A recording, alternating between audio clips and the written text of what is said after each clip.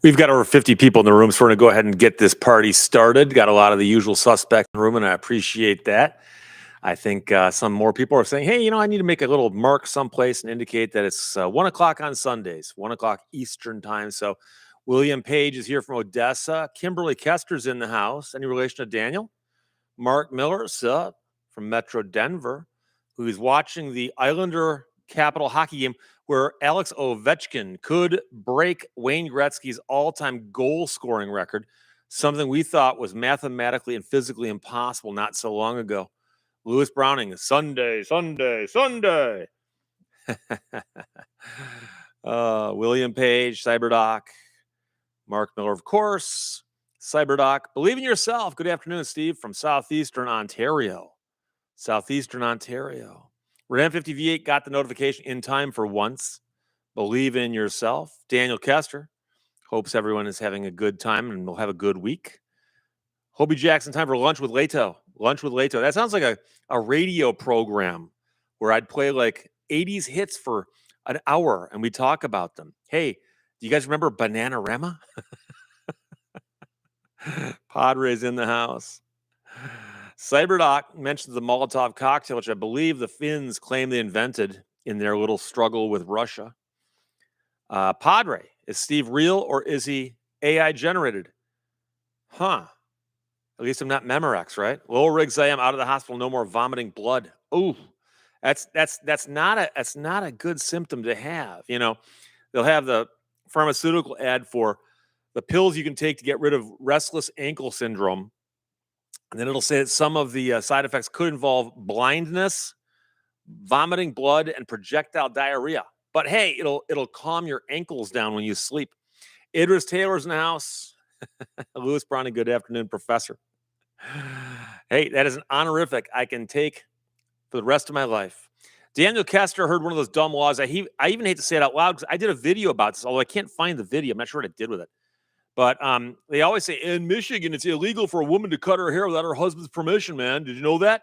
No, that's never been true. It's never been true. Someone just made that up as a stupid joke, and it got added to all kinds of dumb law lists. So, the problem is talking about it just makes it worse. M. Kolba greets from Milwaukee. Somebody mentioned that, if I was AI or if I was real, I could have AI hallucinations, which I indicated. Yes, I'm quoting myself. I might spice things up a bit. Aurelian 8, is that what that is? Or are those L's rolled? Like Aurelion. Hello, Steve. It's so hard to tell whether these words are foreign or not. Mount Morris, Michigan Lion Zookeeper. Mount Morris is kind of like Mount Clemens. We're not quite sure why they call it a mountain or a mount, but from the flatlands north of Flint, basically Mount Morris. So there you go.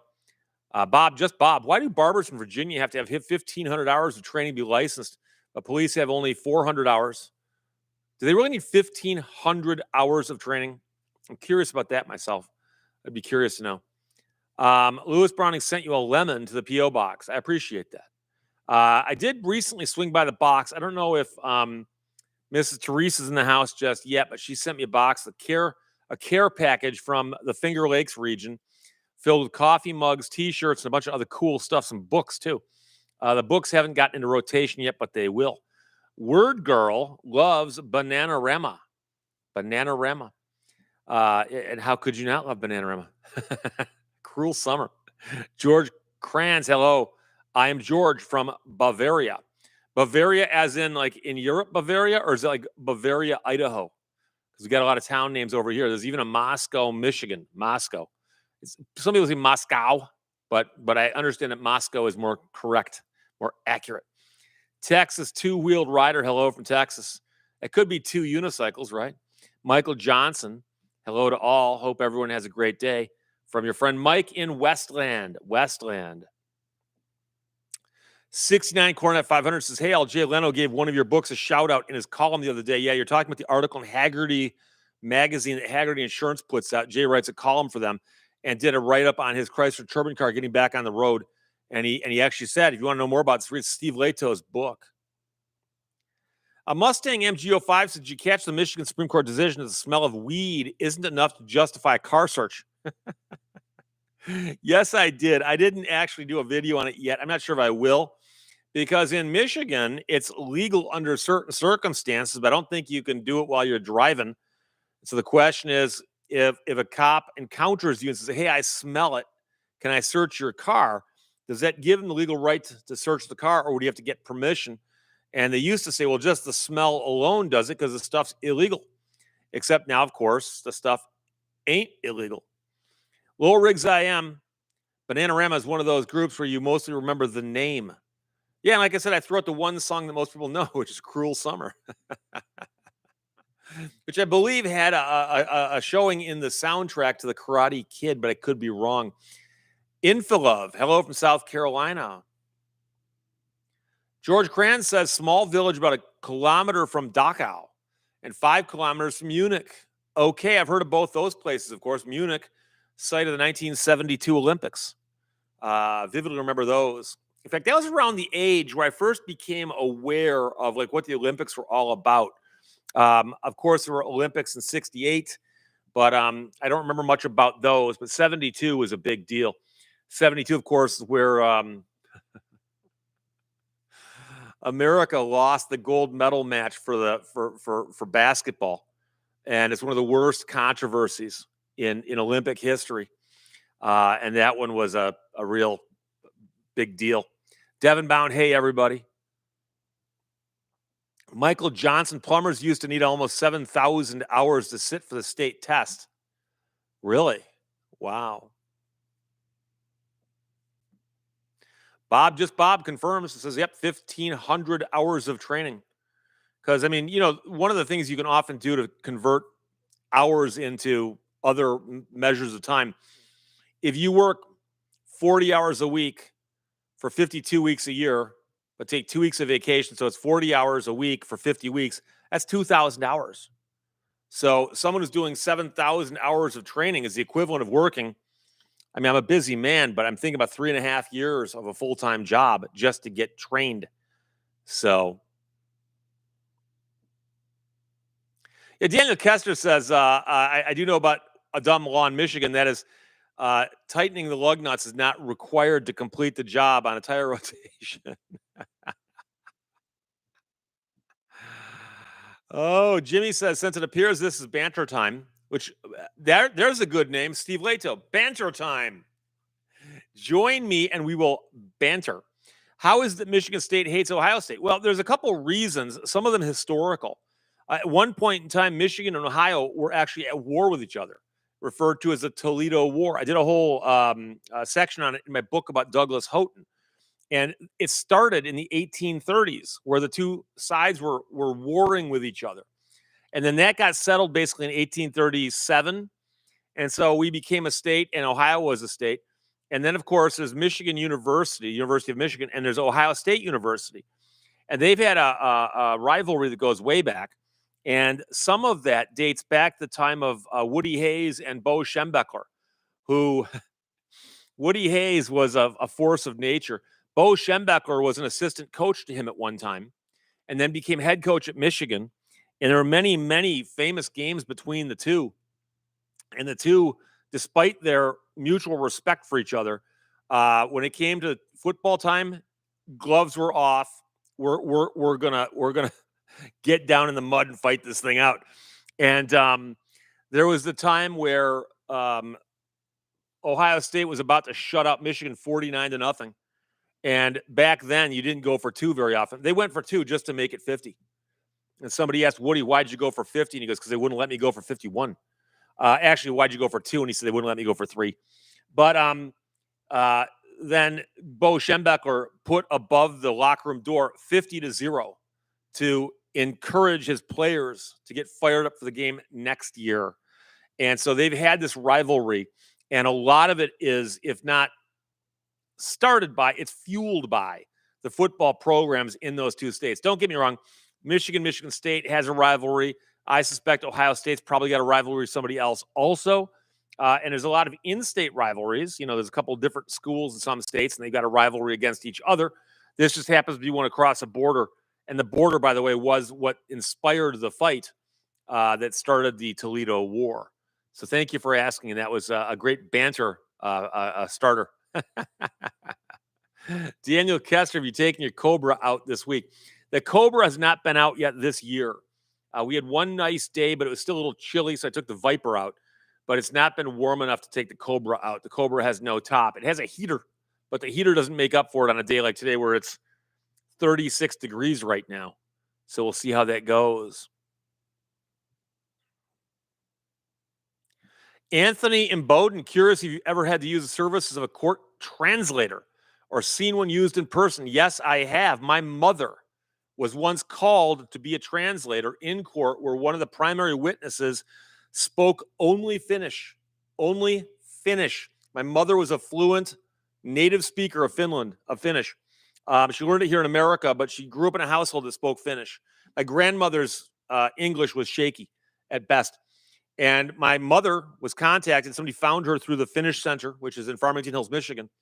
They said, is there anybody there we can actually get to come in and translate accurately? And technically speaking, anybody's fluent could be sworn in, and they bring in the interpreter. And the interpreter is sworn in, and they're not sworn to tell the truth. They're sworn to translate accurately.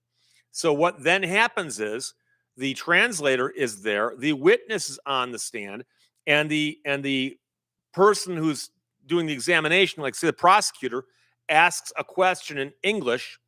My mother would hear the question in English and translate in Finnish to the witness.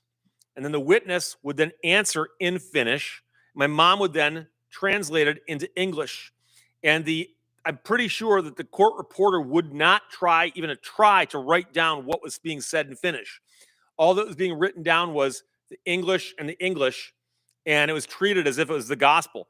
My mom told me that when she did this, she took it so seriously that she brought a couple Finnish-English dictionaries with her just in case, but didn't need them. And she said it was, she found it an entertaining and interesting experience. I forgot what the case is even about, but but I've never had to use one. I've had a couple where I was thinking about it. I had a client whose English skills weren't that good, but my concern was how bogged down the testimony would become because it makes everything go twice as long. And so there is a concern there. Rob Strecker, hey, Steve, your Oconomowoc shirt caught my attention a couple days ago. I grew up not far from there. Sent in by a viewer from Oconomowoc. I'm not sure if I'm saying that correctly, but that is a word with a lot of vowels. And I'm guessing it's right around there. So Oconomowoc. Sometimes I listen to myself, says, please excuse my tardiness. I was watching Looney Tunes with my grandson. The episode is called Boobs in the Woods. Yeah, and of course, that's a takeoff on Babes in the Woods. But back then, a boob was just simply somebody you might call it, instead of saying he's a goofball or a clown, he's a boob. And of course, that's a thing. Mark Miller says Michigan State is considered the little brother of Michigan. Well, Michigan Staters wouldn't agree with that statement, but there was a time when a Michigan player said that right before the game, and boy, did that rile up the Spartans. And Mark D'Antonio, who was the coach, I think, at the time, didn't take to it very well. I'm kind of surprised because I always thought that coaches should coach and the players should play. And if somebody is mouthing off on one team, the correct response is someone on the other team to respond, not the coach. And I always thought that was kind of odd for the coach to step in and go, hey, they said we're the little brother, and that's wrong. It's like, dude, calm down. It's a football game. Oh, James Schmelk, is your Finnish good enough to translate? Do you speak Finnish? No. People babble to me in any other language and go, I'm sorry, I only speak English. And I know literally like 3 words in Finnish. Hello, Steve from Niles, Michigan. Bob Bong from down here in Niles, Michigan. Rob Streck Lurch says I did get it correctly when I pronounced that name with all the O's in it. I was going to say zeros, but O's. Jason Finch, Dr. Salty, good afternoon from Macomb, Michigan. The county? Or there's a town called Macomb also, isn't there? I know there's a town called Wayne in Wayne, Michigan.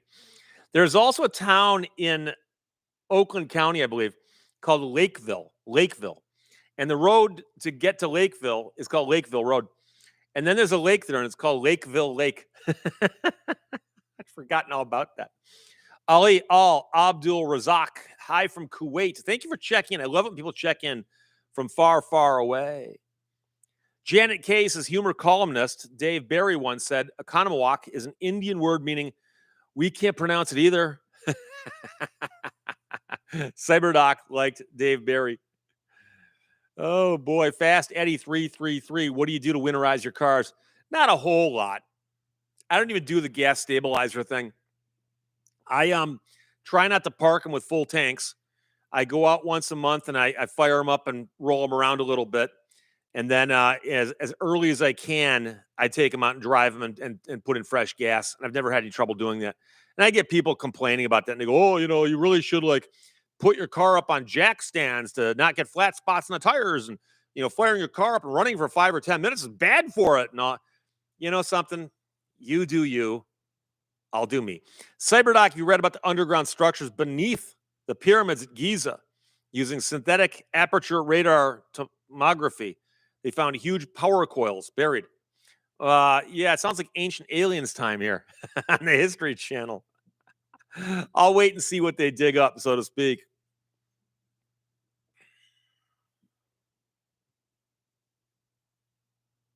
Daniel Kester points out that Ambien had a warning on it. One of its side effects may cause drowsiness. They probably did. They probably had some overzealous attorneys going, look, you pay us. We're just telling you, if you don't put it in there, someone's going to say, I took it and I got drowsy and I wasn't expecting it. So you cover it by saying it may cause drowsiness.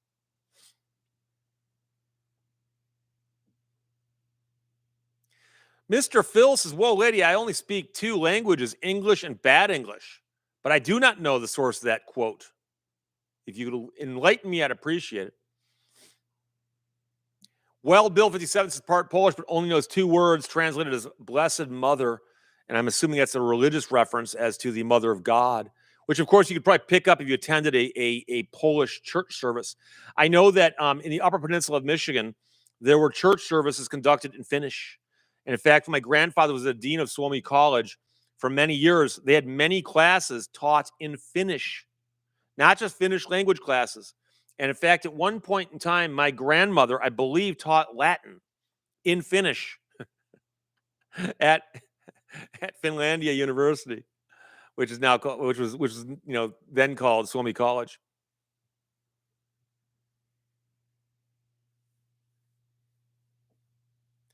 R. Herman from central western Kentucky, 10.5 inches of rain so far, massive flooding. Won't be able to leave my house for another week. Roy, dude, I'm so sorry. We had just a couple inches of rain last week, and it caused all kinds of problems. Last summer, we got 6 inches of rain one day, 6 inches in one day. And my backyard looked like a very, very large swimming pool at ground level, just up a little bit. And there's nothing worse. I mean, when you're sitting in your house and the water is approaching, there's nothing you can do. You can't push it back. And it's just, and it keeps raining. More's coming, And I remember I've got an app on my smartphone. It shows weather radar, and you can zoom in on where you are. And I had the map open, and it's just, here's the X where I am, and here's these weather patterns that just kept going right over us. And I'm like, oh. And I remember when it finally dried, and there's something about when it finally does stop raining and you go outside on the first sunny day and you're just seeing all the water, but it's burning off. It's just like, wow, we survived that. But hang in there, my friend. 10.5. I saw some footage of homes and streets and cars all knee deep or worse in water, and it's crazy. So Jimmy says Woody Hayes' brother was a judge in Columbus, Ohio, who officiated my mom's and stepdad's marriage back in 1981. Wow. Law Talk with Mike. Thank you, my friend. This is Law Talk with Steve, although it's more law banter with Steve today. Oh, Lewis Browning had an NCAA bracket which died an ignominious death. I'm wondering, though, because didn't the Final Four, weren't they all the number 1 seeds? So weren't some people, at least as far as the Final Four, getting pretty lucky, just guessing, it's going to be number 1s? But I'm not a gambling man. Involves too much math, and I'm too busy for that. Oh, Dan Boyd, Woody was a real character. He was, and sadly, he kind of went out on a down note. He had an incident, but we don't talk about that. We like to remember him as he was in the sidelines, angry and scary. And I've told the story before, and I have to repeat it again. But when Bo Schembechler passed away, he passed away the night before the Ohio State Michigan game, and the game was being played in Columbus, home of Ohio State. And there was a marquee, and I've seen the photograph. You can find it online. There was a marquee, and instead of showing the movies showing, it said F with the word F Michigan. Then it said, "Rest in peace, Bo." And they recognized in Ohio State the same way that I recognize up here that Woody Hayes and Bo Schembechler are doing their jobs by fighting like they do. So Chris Topes says Judge Hayes was not his brother, it was his son. Is it possible that he had a brother who was also a lawyer? You never know, a judge. Lowell Riggs I says I speak several languages.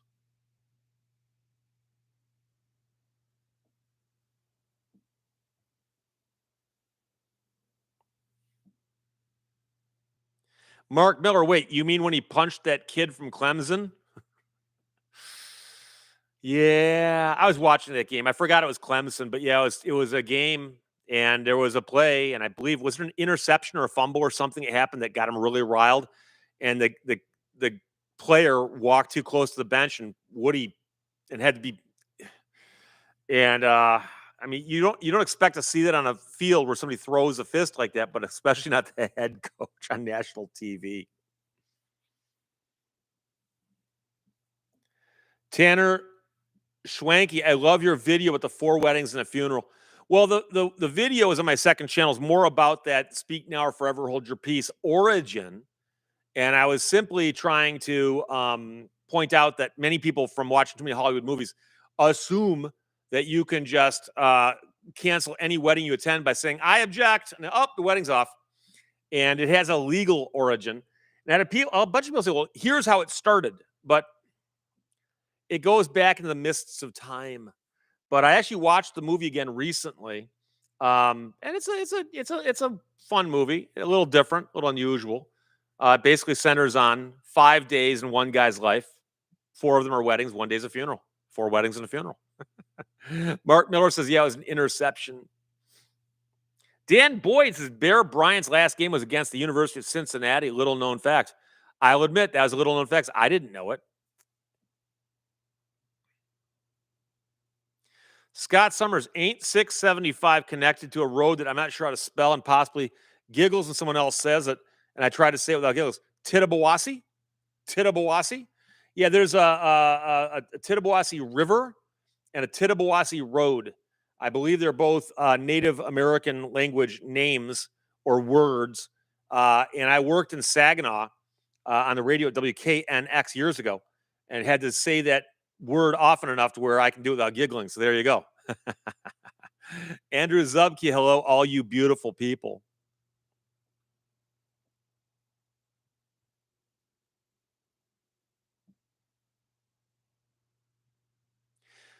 Didn't Socrates posit that reality was a simulation? Aaron Freeman asks.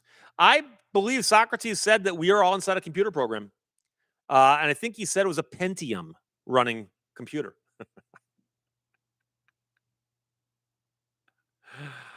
Oh.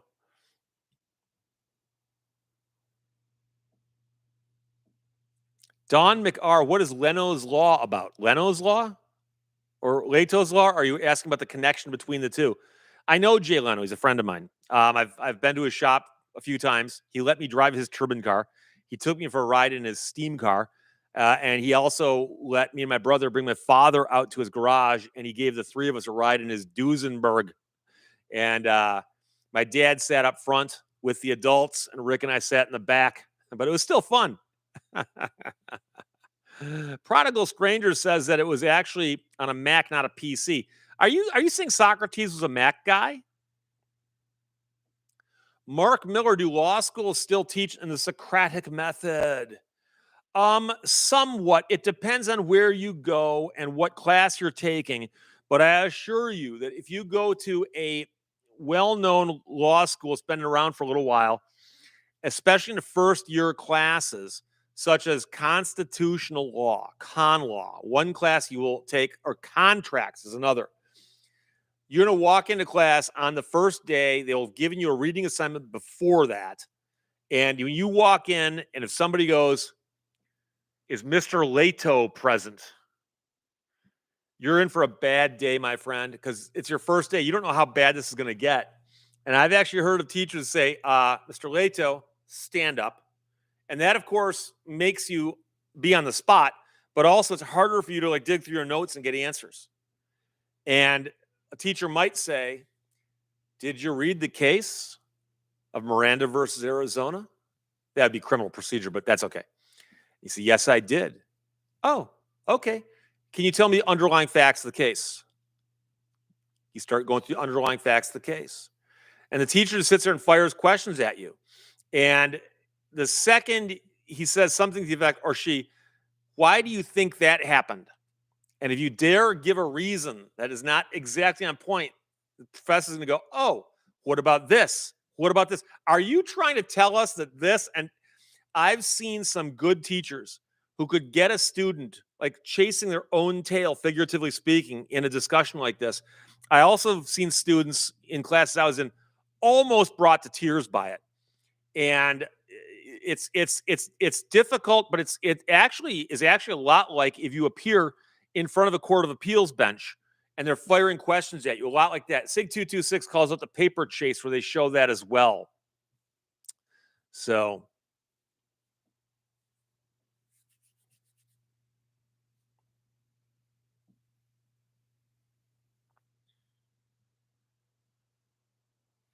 and Bill Thomas also points out the paper chase. Paper chase is kind of old fashioned, but it's an old fashioned movie, and I believe it's set at Harvard. So Harvard would be the archetype, I believe, for a law school in America.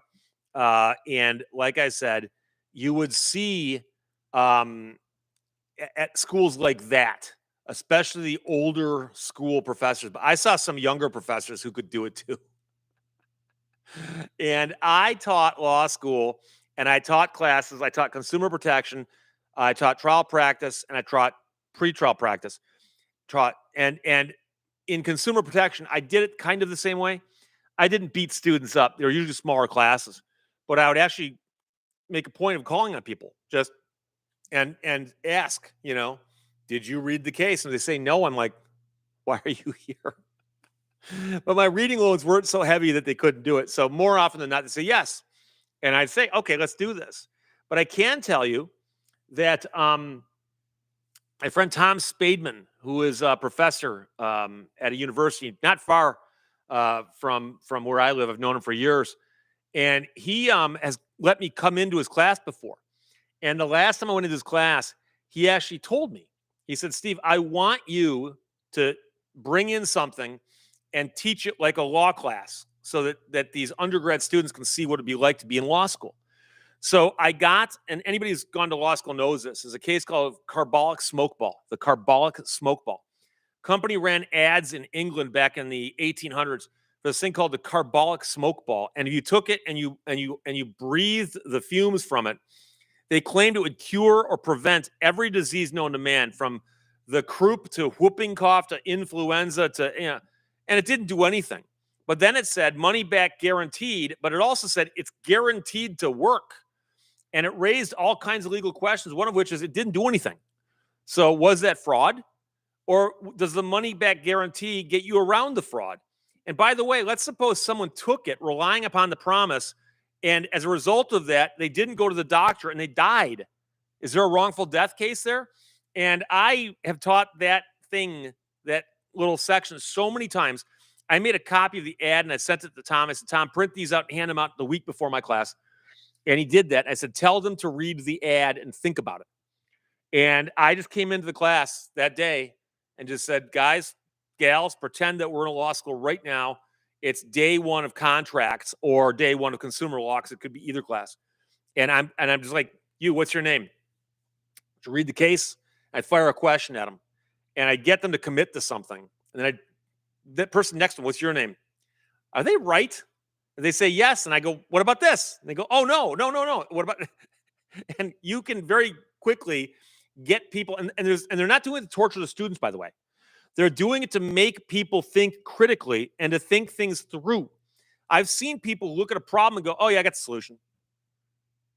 Do you really? And then you start explaining it to them. They go, oh, I missed that. I didn't think about that. And this is how you make someone think about it thoroughly, is you sit there and poke at the logic, poke at the reasoning. And if you do a perfect job, you won't know that you did it right or wrong, except the teacher's going to say, okay, sit down. Johnson, are you here? And you sit down going, okay, now I got a free pass for a while because he ain't going to call me until he gets through the entire class again. So there you go.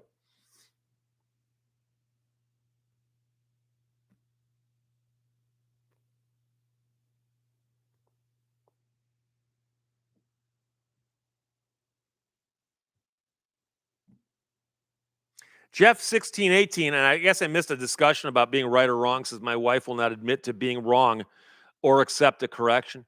I did see someone post on Facebook the other day, and they said, you probably shouldn't ask your wife, where's my sandwich, while she's mowing the lawn.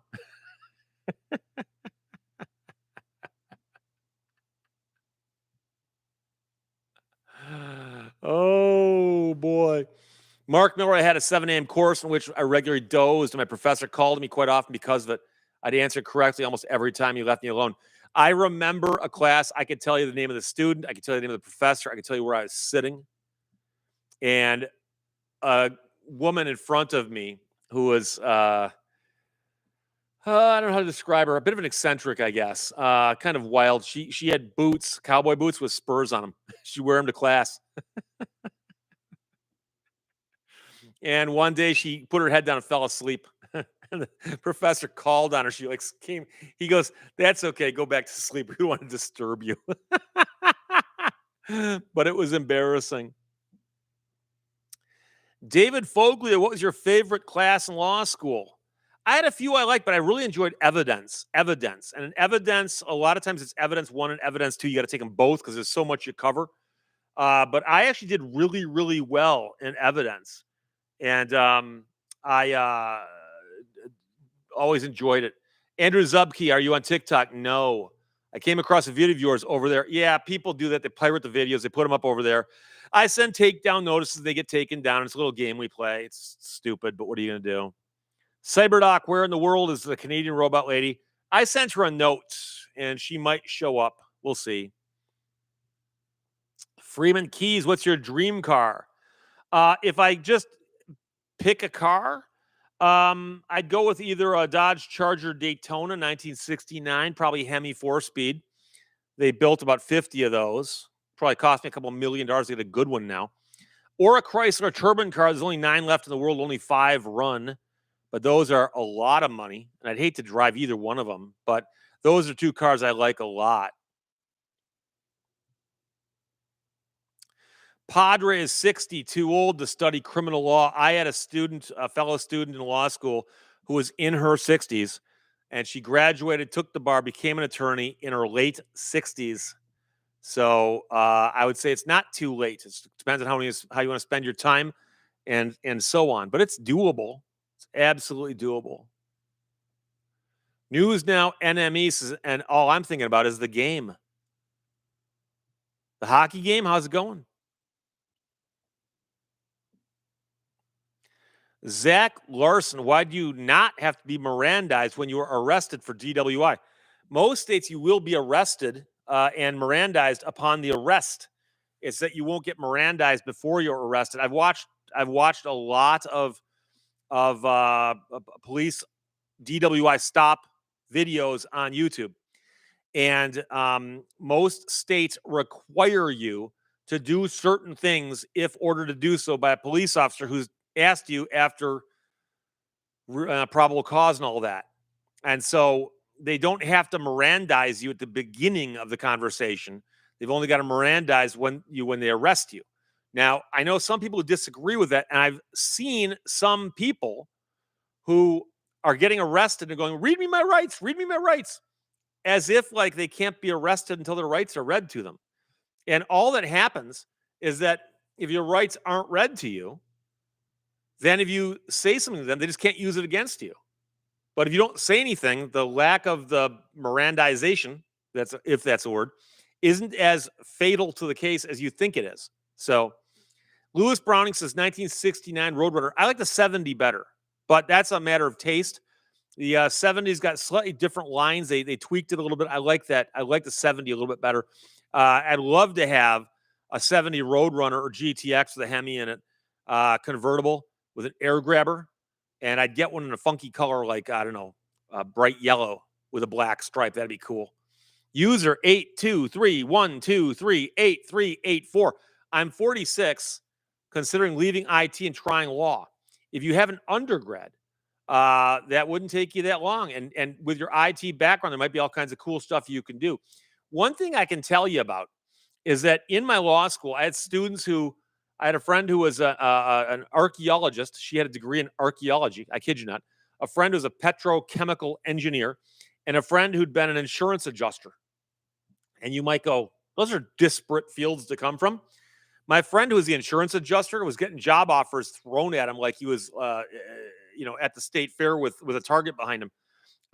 And same with people I knew in other fields, because their backgrounds allowed them to go into a firm, and a firm would say, wait, we've got a client who could use your expertise and a law degree. So that would work.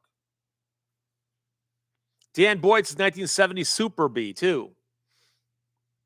Lewis Browning says 440 with dual quads. Now, I'll take the Hemi all day long. Hemi. Oh, boy.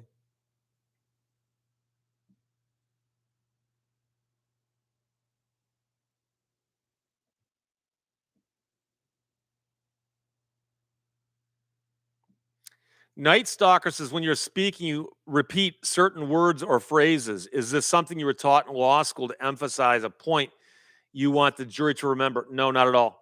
I repeat myself for clarity only because I'm used to speaking to people, and I know that the average person isn't going to stop the video and rewind it and re-listen to it again. And I was in broadcasting, doing talk radio for so long. I know most people didn't have the ability to rewind what I said either.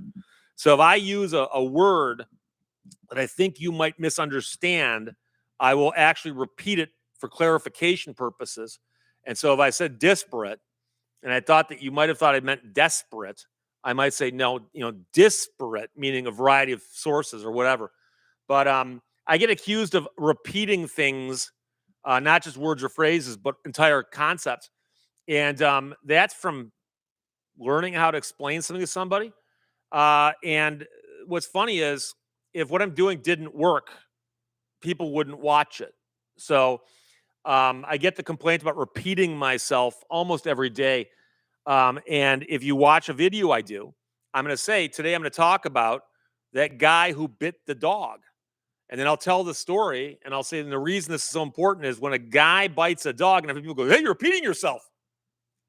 Well, I got to remind you what I'm talking about. And I'm going to say, because when a guy bites a dog, you contrast that with a dog biting a person, right?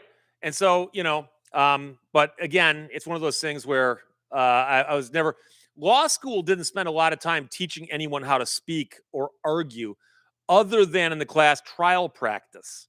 But even in trial practice, they basically said, whatever speaking technique works for you, go with it.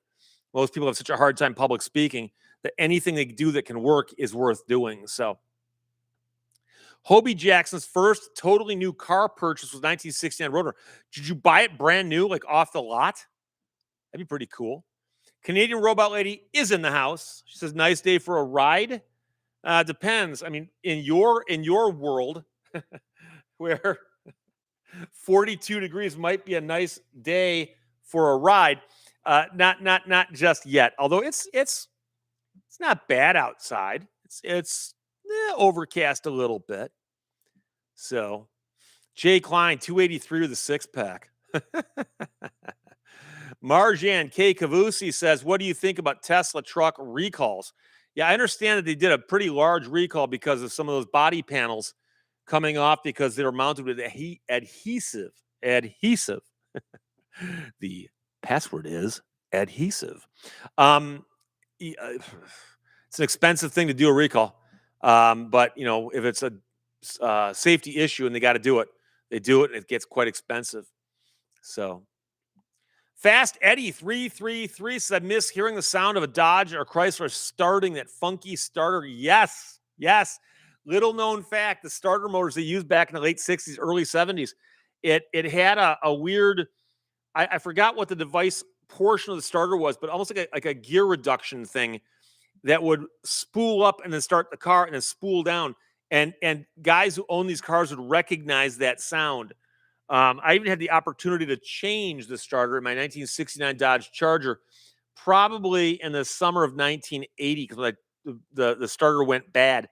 And the gas station I was working, I was kind enough to say, Sunday afternoon when the shop closes, you and your buddies can bring it in, put it up on the hoist, and do it, because doing it from underneath standing is a lot easier than doing it crawling underneath the car in a driveway.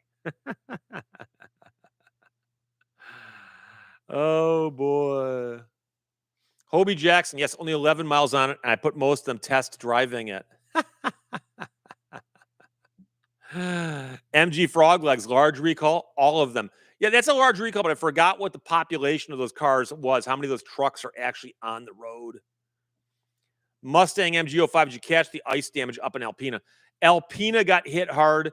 The Mackinac area got hit hard, and so did the portion right across the bridge on the northern side, such that the bridge was closed, which doesn't happen very often, and they couldn't get gas trucks over the bridge. So I heard gas stations in the UP were running out of gas, and you can imagine living up there and you can't buy gasoline for a little while. That's kind of tricky. Canadian Robot Lady says it'd be a great day for a ride in the MX3. Dan Boyd, headers would have made that starter job a bigger pain. And I forgot about which year it was, but my brother owned an old Corvette. And to do the spark plugs, 7 of them were accessible. The 8th was not. And apparently, to get at it, you had to loosen or remove one of the exhaust manifolds. And it was such a pain that many people did a 7-plug change. So if you bought a high mileage one that had a slight miss, it was almost always in that one cylinder where the bad plug was that nobody bothered to start. Yeah, Lewis Browning says it was the starter pinion gear that made that news. Aaron Freeman wants to know why the Canadian Robot Lady's not putting up more content. And Heather, do you have an answer for that? Or is it just get to it when you get to it? Oh, and by the way, she just pointed out that her name is, in fact, Heather, which I just threw out there. So there you go. Kyle Kowalski says no power yet near Alpena. Still? Wow. I lost power for about 10 hours. And I posted on Facebook because I had a bunch of people message me, go, Steve, are you okay? Are you okay? And I really do appreciate that. Thank you very much. But a storm blew over that for about 15 minutes, you thought it was the end of the planet. But it blew over, it dumped a bunch of rain, and then the thunderstorms, but it blew over.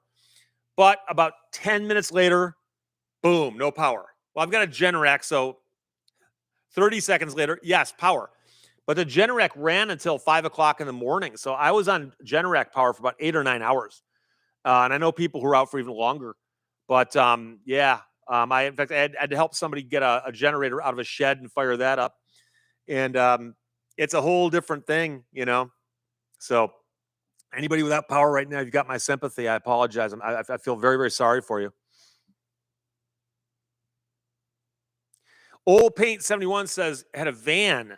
Sister always got to change the number 2 plugs since she had smaller hands than my dad or me. Oh, that's funny. That's funny. Southern Torrent says, I remember seeing the old classic cars with the crank in the front. And don't forget that early planes, you had to have somebody actually walk out and spin the prop. That's a scary concept. And by the way, some of those early rotary engine planes, not only did you hand start it with the prop, but you had to actually walk it through a few rotations. So you got oil through all of the cylinders in the engine. And so you'll see a row of guys going through each one, pushing the prop up, pushing the prop up, pushing the prop up. And finally somebody go, okay, contact, which means you're closing the contact to connect the circuit. And then you would fire it and hope it kicked. Jay Leno just posted on his channel a couple days ago. Somebody brought in from a museum the car that was the one that went around the world in the Great Race from New York to Paris the long way, across America, over to Asia, through Siberia, and winding up in Paris. That car still exists. It still runs. They brought it into Jay Leno's garage. They let him drive it, and they fired it up with a hand crank in the front. And it's just, I mean, when they went and finally got an electric starter, it was like earth-shattering. Because as you can imagine, I mean, asking someone to crank start their car on a cold day, and the thing could backfire, and if that lever swung around and hit you, you could break your arm, honestly. And I mean, people got hurt. And so it was a big, big deal when they came up with an electric starter. And so I know that was a big deal when they finally became standardized.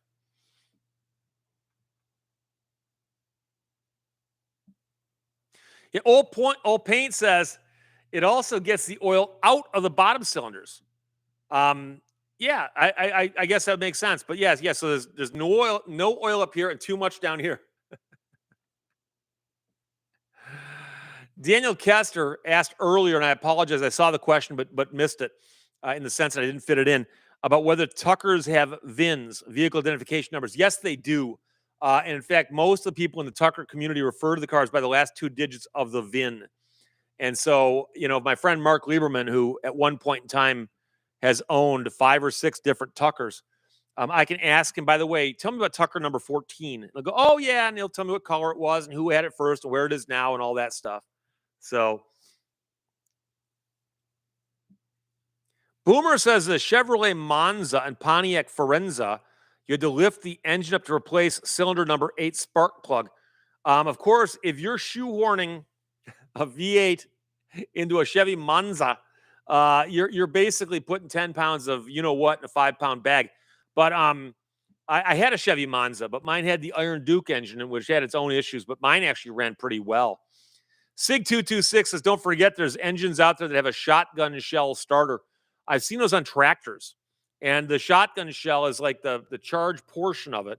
And you stick it in there and it fires that off. And that explosion is the first explosion to get things rolling. I've seen them on YouTube. Look it up.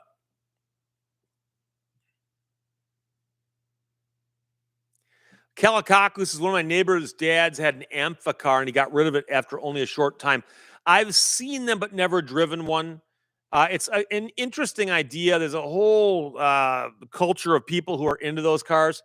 I know that reliability-wise, they had some issues. Obviously, driving it, it was okay.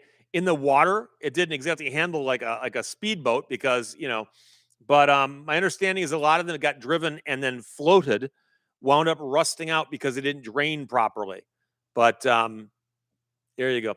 Mrs. Teresa, 1999 is in the house. Thank you. And I'm glad you're here. I announced earlier I got your care package. Thank you very much.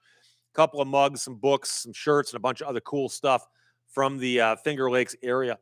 She says, I don't remember the year, but the first car my first husband and I bought was a Plymouth Grand Prix X State Trooper car. Could get up to 100 miles an hour in 60 seconds. That's one of those stats they give 0 to 100 to 0 to show you how fast the car was and how good its brakes worked. And I actually remember seeing somebody who had put the stats up on a variety of cars. And in the group of cars they had done, the Shelby Cobra was the number one car there. But it's a very light car and gets up to 100 real fast. Trust me. So Old Paint 71 says B52s used cartridge starters as well. With videos on YouTube, check it out. Many early jets did too. Interesting. Dank, love the channel, Steve, with the old. I don't think I've ever done that before. There you go. There you go. Thank you. I appreciate that. Andrew Zupke, what's a myth about the law that you know that would go away? You mean that I want to go away? Or I'm not quite sure what you're getting at there. The real thing that probably is the dirty, dark secret that most attorneys will admit is absolutely true, but most people don't know this, is the law is not precise the way engineering is, or the way mechanical science is, or the way physics is, or even the way math is, or the way even like medicine is. And so you can have a good case and still lose. You can have a horrible case and possibly win. It doesn't always happen. I wouldn't bank on it. But the idea that a lawyer is going to tell you, I guarantee you will win this case, they're out of line by saying that. They should say, I think there's a great chance you're going to win this case, but here are the alternatives, and here's what you can do to hedge against those. I've seen cases with facts that I thought were so carved in stone where a jury came back and said, nope, we see the exact opposite. And I've sat through a trial before and thought I knew who was going to win it. Nope. And it's especially true with juries. But it can be true with bench trials too. So Boomer says those little V8 cars were pretty spicy, especially if you cammed them up and tuned them right. Yeah, I agree with that. I'm just pointing out that shoehorning in a V8 into a car like that, it's going to cause some cramping issues with the lack of room to walk around in there. I had an M35 Deuce-Snaff Army truck, and I used to actually be able to stand on the bumper and work, and there was space down both sides of the straight six diesel engine. And if you wanted to, you could actually sit on the edge of the engine compartment with your feet in there and work on the engine. Now, I never did because I got long arms. I remember seeing photographs of two mechanics sitting on the engine right there where the fenders are attached, sitting there with their feet inside, working on their car or working on the truck. So Daniel Kester says you got to drop the engine out of a VW Bug to get at the number 4 spark plug. And of course, I suspect that spark plug's working harder than a spark plug in an 8-cylinder engine. I could be wrong, but I don't think so.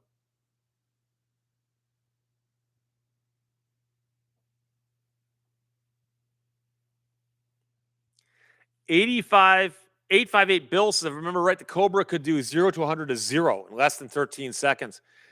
Doesn't surprise me, but I don't remember the numbers. I apologize.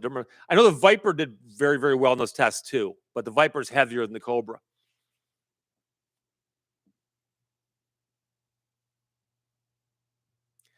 Mia's Tarot says juries are 50-50. And actually, not as a mathematical proposition, more as a toss-up. It's a toss-up. And I remember seeing cases where they interviewed jurors afterwards. And the jurors were saying all kinds of crazy stuff. And I've mentioned before that Timothy Masters, the guy who spent 10 years in prison for a murder he did not commit, years later, spoke to a juror who said, well, I'm sorry, I voted to convict you. And he said, but we just assumed the prosecutor had more evidence they weren't allowed to put in. And jurors are explicitly told to not think that. But, they deliberate in secret. Who knows what they're doing back there? Calicacus, what do you think of the movie Lawyer played by Steve Martin in the movie All of Me? It's been so long since I saw that, I forgot about it. I'm not sure that I ever registered that he plays a lawyer in that movie, because I think I saw that movie so long ago, I didn't think about it.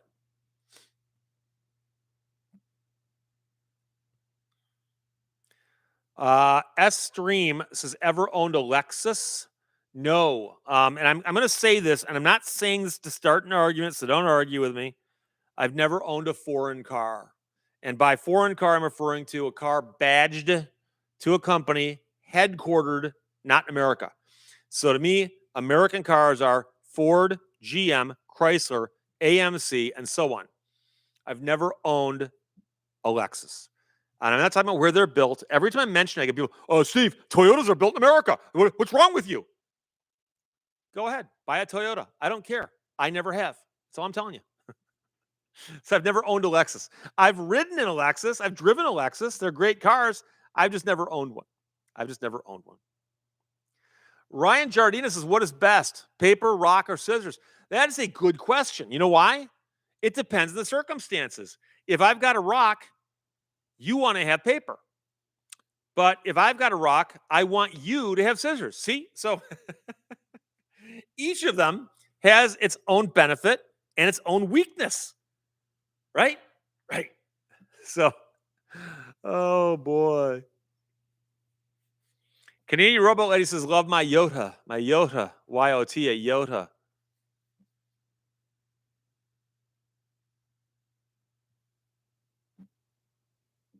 Joe Hayes, did your mom always buy Hondas? Well, she started that, and that was by the way, I'm using a different thermos today. This was gifted to me by Adhesive Media.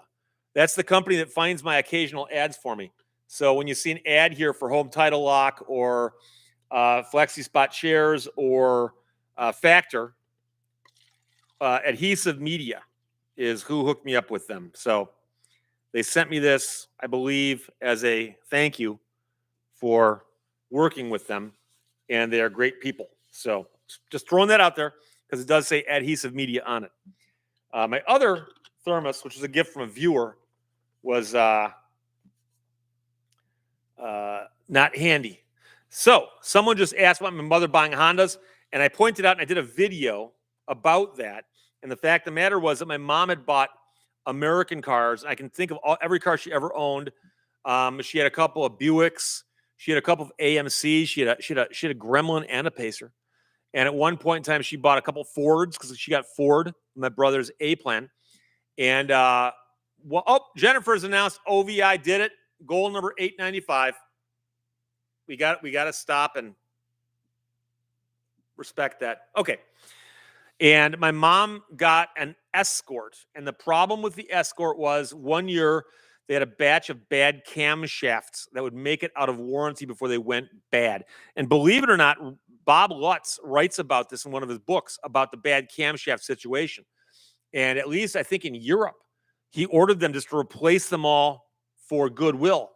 And in America, they said, no, make the people bring them back in and get, service work. The dealerships will make money. And my brother, when he heard the story, contacted his ombudsman at Ford and said, hey, my mother bought an A-plan car through me. It's got a bad camshaft, slightly out of warranty. Can we fix that under warranty? And the guy came back and goes, no, it's out of warranty. So my mom literally walked next door to the Honda dealership in Troy, Michigan, and said, I got a Ford over there. It's got a bad camshaft. What do you give me for it? And she bought the Honda, and she wound up buying, I think, either 3 or 4 Hondas in a row. And she was the first person in my direct family to buy a foreign car. Now, my dad jokingly would point out to me and say, Steve, you understand that her car was built in America. Meanwhile, my Ford truck was built in Canada. I said, no, Dad, I understand that. We're talking badges here. Badges. So 858 Bill, my first car was a 1970 Datsun 510 wagon with a 4-speed. I think that's an unusual car, wasn't it? Like a rare combination there.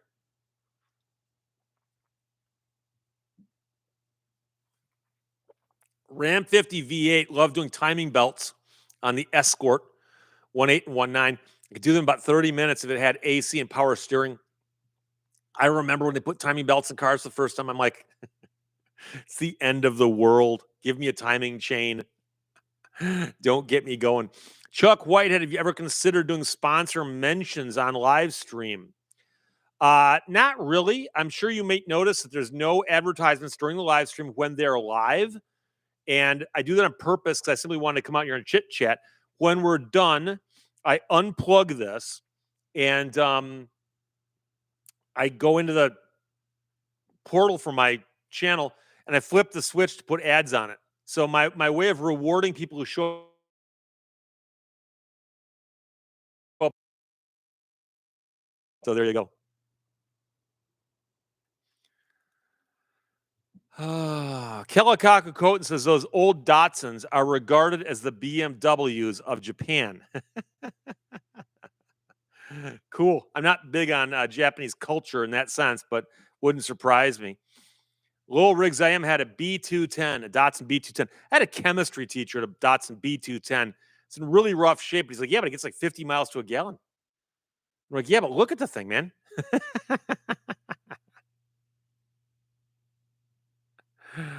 Don McR says the Crossfire has an American badge, but the badge itself seemed to be the only thing that's not Mercedes. Yeah, they started doing that back quite a bit, late 70s, early 80s, where the car companies in particular hadn't come around to building small cars. Small cars. I know Chrysler were buying small cars from Japanese companies and just rebadging them and putting a different thing on it. Yeah, Jupe Turwin says your internet might be screwing up a little bit. I did just have a little bit of a thing there. I'm sorry about that. I again, I do what I do, and I hope it works out. So, Lewis Browning says cars with plastic timing chains include models from manufacturers like Audi, BMW, Ford, Mercedes, Lexus, Infiniti, Cadillac, Chevrolet, and Dodge. Yeah, and I mean, I remember in the old days, you'd see like a Chevy small block, needing a timing chain at like 190,000 miles. And it was still running, it just wasn't running well. And then, of course, you buy a car and they say, yeah, you should probably replace the timing belt at 50,000 miles. It's routine maintenance. And of course, they put those in cars, some of them with non free running engines. So when the belt breaks, a bunch of valves get bent and suddenly, oh, you got to replace some more now. So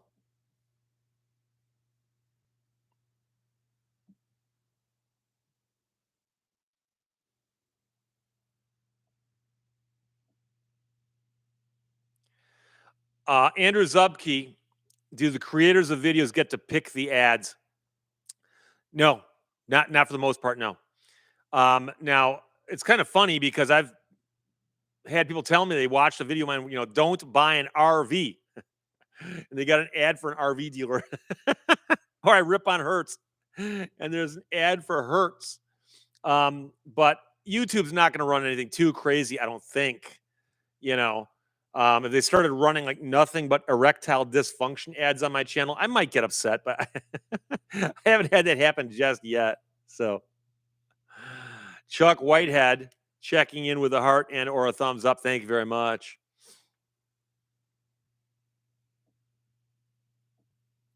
Ram 50 V8's timing belts on some Fiats had to be changed every 12,000 miles due to a poor design. Doesn't surprise me. I had a couple cars timing belts early on. I had one I had a Vega with a timing belt that snapped. But I also had, I mentioned before, a Dodge Charger, Daytona, IROC, RT, Z, Shelby. I forgot all the different designations it had. Dual overhead cam with a timing belt that kept snapping. It snapped on me 3 times. I got Chrysler to buy it back, and it wasn't even a lemon as far as the lemon law goes.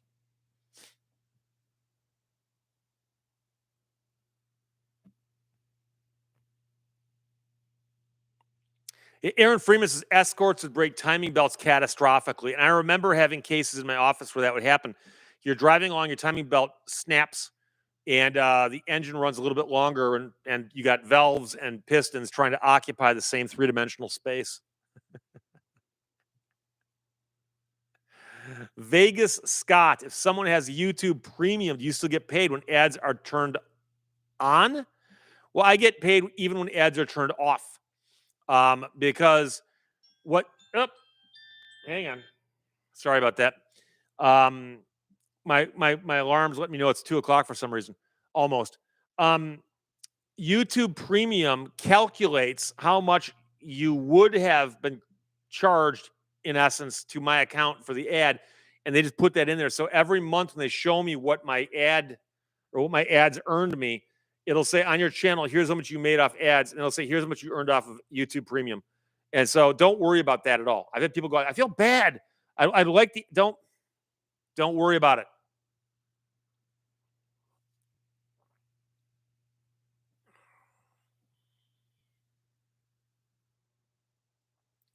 And see, once in a while, I see a comment out of context. Austin on law and ethics is bare bones. I have a similar issue. I can't find counsel. So now I got to zoom up here to see what bare bones has to say. Barebones, I was just wondering if you can help. I get a large case against a judge, lawyer, prosecutor, and officers, but I can't find a lawyer in Ohio.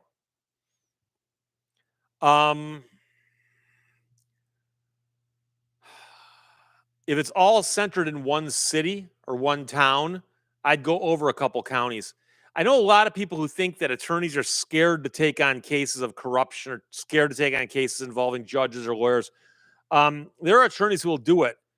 They might not want to do it locally because, I mean, there are some courtrooms that my cases are in over and over and over and over again. And you can imagine where I don't want to go in there, be suing the judge or something, knowing that like I can never set foot in that courtroom again because I'd have to just say I can't, you know.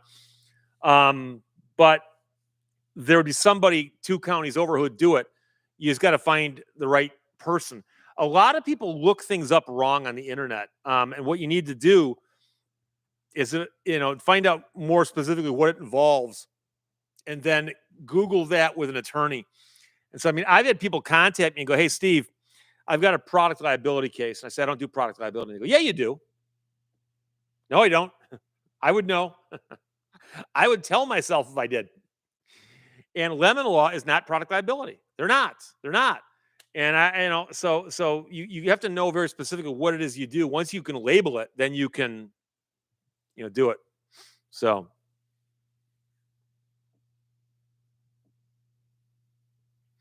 Andrew Zupke, if I'm not mistaken, you get paid no matter what when it comes to ads. Yes. Fred Blowers, do you still get paid if the viewer skips the ads? I believe so. Yeah. My number one thing is don't worry about me. I'll take care of me. If you like the videos, watch me. Don't like the videos, don't watch them. If it's bugging you, skip the commercials. Sometimes I skip them, sometimes I don't. It just depends, Lil Riggs I am says monosyllabic has more than one syllable. Yes, it does. And the word invisible isn't. Prodigal Stranger says the lawyer thing also gets Steve paid. You know what's funny? I also get paid for my books. I always forget that. I get checks twice a year, and some companies still send me checks. Some companies, publishers, put the money in my account. And I walked out to my mailbox the other day, and I open it up, and there's a check from a publisher for 2 books I wrote. And I think the newer of the 2 was about 10 years ago. I'm like, oh, I still got a check. And whoa, that's free money. I'd forgotten all about it. It's the residual thing you get off of an old book. Lewis Browning says, buy some Rock Rooster shoes or a chair or Factor meals will get Steve paid. Yes, and I would like to point out the Rock Rooster shoes, I haven't talked about them in a long time. I don't even know how to find where they are in terms of whether or not they have a link for me or not. But the other companies, they don't pay me like a commission or anything. They just pay me to do the ads, and they just hope that they get results from it. So, but again, don't worry about me. Don't worry about me. Oh boy. Southern Torrent points out apostrophe is a big word.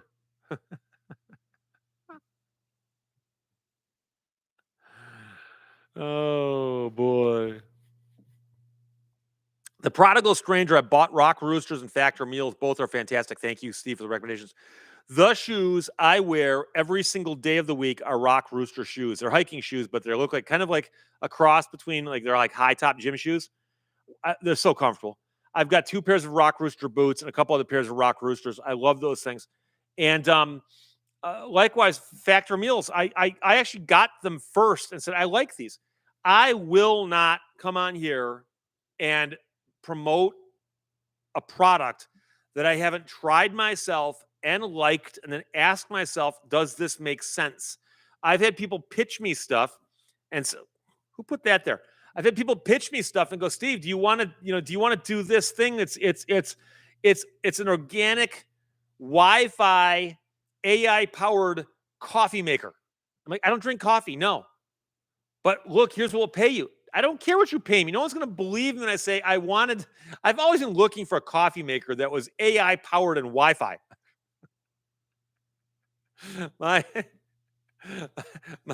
my viewers wouldn't believe me. What of? What was the chair company's Flexi Spot? Flexi Spot. Flexi Spot. One word. I'm sitting in a Flexi Spot chair right here, and that's a Flexi Spot chair right there. That's hard to do backwards. That chair. I've got one in my living room, and I also got one for a friend of mine. I've gotten it for other people. They're great. They're great. And the uh, the prices are reasonable. That's another thing too.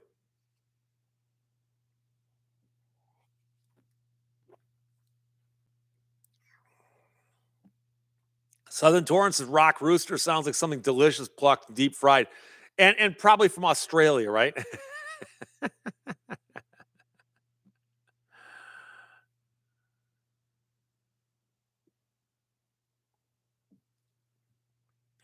Jay Klein, you don't drink coffee? No, I don't. I mention that from time to time. People are, I don't golf. I don't drink coffee. There's a few things I don't do that a lot of other people do, especially attorneys.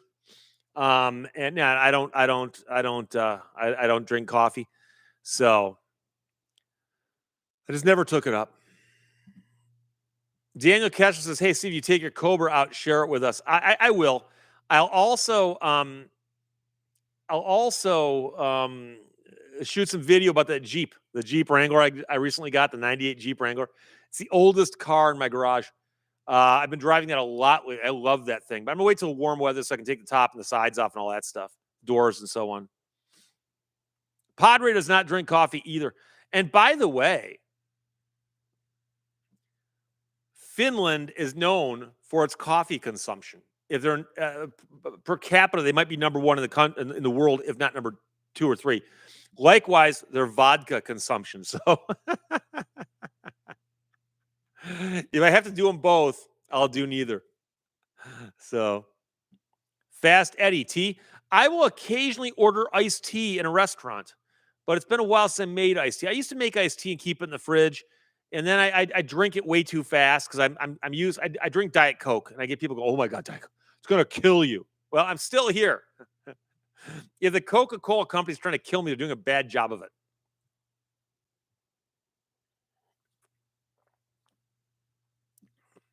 Mrs. Teresa, 1990 says you can still use the Water Street coffee mug for hot chocolate. I'm more likely going to put it on the set and put things in it. I always think of coffee mugs as display pieces. Doug Jones, do you have corporate insurance rate? Well, I do have 3 cars on one policy and 2 cars on the other. And I think because I'm one guy, I can only drive one at a time. I think I get decent rates, but you never know.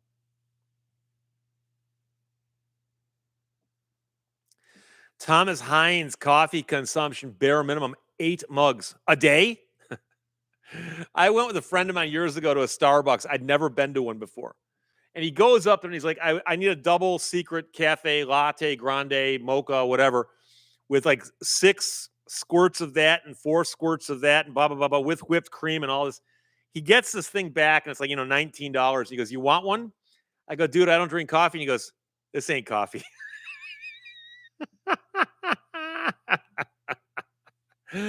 Blah, blah, blah. If something is an acquired taste, that means it doesn't taste good. At least upon initial tasting, you are correct. Boomer, have you ever exceeded the red rev limit on your Cobra? No, but I've come close. I watched that. I also watched the rev limiting on the Viper. But both of those wind up really far before it's considered excessive. But it's really hard to do that in the Viper in particular because you'd probably launch the car into space right around there. So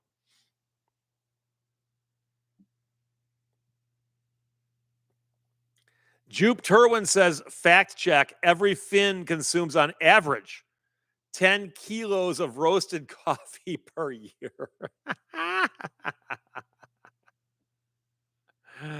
Chuck Puck, I don't drink coffee, but I love coffee ice cream. Well, the flavoring is one thing, but the cup of the hot drink is another.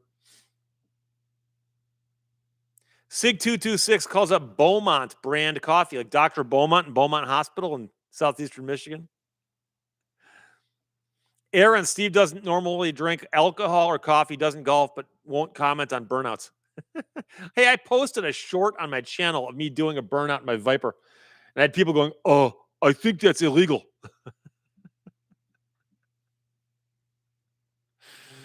Oh, how would I know? How would I know? JB, I agree. Diet Coke is the best. I'll tell you right now, you get up in the morning, take a shower, sitting around, and you break open the first Diet Coke. You're chasing that buzz for the rest of the day. The first one is so good. Dan Boyd, Pontiac, Beaumont. There's a Beaumont Hospital in Troy. There's one in Rochester. There's a bunch of them. Then they got bought by a corporation that said, hey, let's change the name from Beaumont to Corwell. Not one of the brightest ideas ever. Canadian Robot Lady doesn't care for the monster type drinks. I'll be honest. I think I had a sip once of Red Bull, and I'm like, what is this? Like, no. Oh. Jupe Turwin says they draw his blood, it might come out black. A lot of caffeine. JJ, Coke Zero. No. I don't know why Coke Zero to me just doesn't do it. It tastes funny. You go, see, 1 calorie makes something. It's not the calorie. It's something about the taste. I actually prefer Diet Coke over regular Coke. The only time I'll drink regular Coke, number one, it's the only thing available to drink it. But if you run a marathon or a long race, even a 10-mile race on a hot day, if you want to get stuff back in your system, Gatorade will do some of that.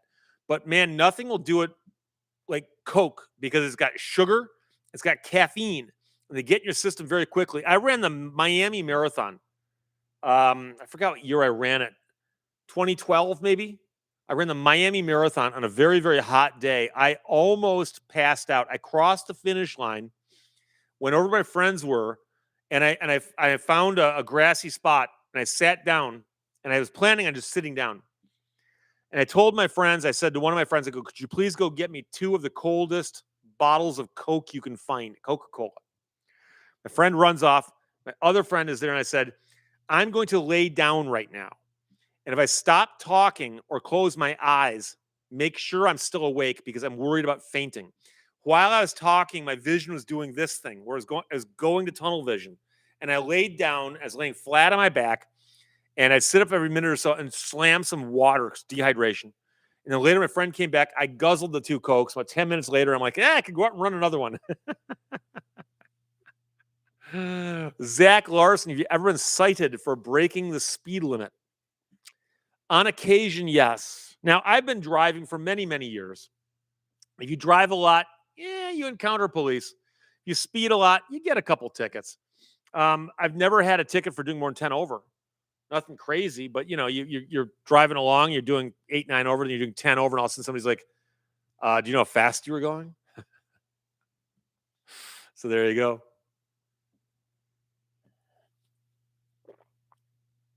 Michael Steinkirchner says, while never a coffee addict before, I donated a kidney. And immediately, my craving for coffee went through the roof.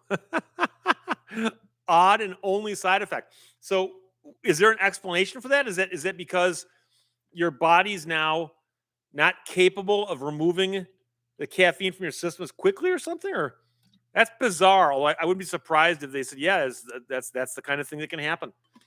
And of course, if you lose a limb, they say you think you might have a phantom limb. You occasionally think, oh, I've got a kidney here. Oh, it's not there. But of course, that is a gigantic, huge gesture you did there. And so I congratulate you on that. Mark Miller claims that having coffee in the morning is similar to having a Diet Coke in the morning. That could be. I remember in law school, I'd walk into class in the morning and have a Diet Coke. My friend's got a thing of coffee. You go, you drink Coke in the morning? Like, you drink coffee. Is not much of a difference, really.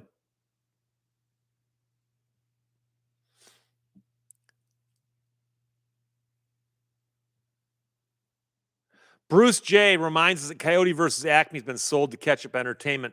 And I did, in fact, do a video about that, which somebody else pointed out. And so it'll be coming out in 2026. I said in the video, if we can arrange a showing someplace, I'll host it, and we'll turn it into some big kind of meet and greet party thing. but it's not coming out till next year. So we're getting ahead of ourselves trying to figure out where to do that exactly. But I'd love to do it someplace that's got a like an old-fashioned type theater with a big screen. We did a screening of the Turban Car documentary that Haggerty made at a film festival in South Carolina, and it was in an old school theater. And I actually pulled my camera out when I was up on the screen. I took a picture of the screen. I'd find it, but it's too far back now. And I put it up. I have a photograph of my face on the big screen. And you can kind of tell it's on a big screen because of the way that the angle of the picture goes.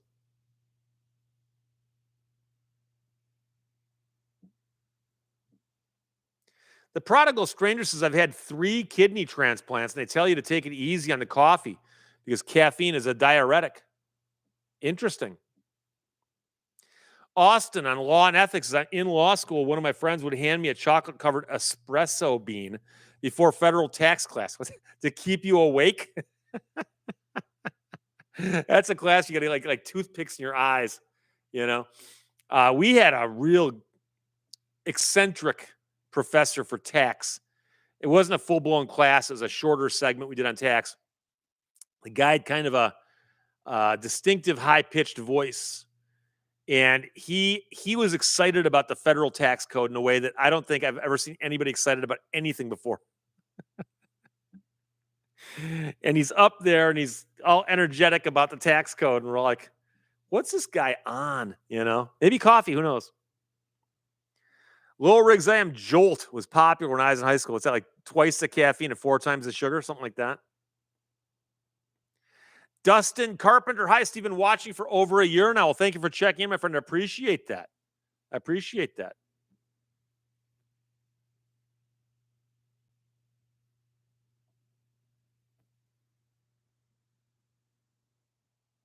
Dan Boyd says someone tested Mexican Coke on YouTube and found some corn syrup in it. Yeah, but I still think they use more actual sugar than we do north of the border. But I'll tell you right now, in the old days, Coke in glass with the original formulation, you couldn't touch it. Yeah, Canadian Robot Lady. Corn syrup's pretty much in everything nowadays.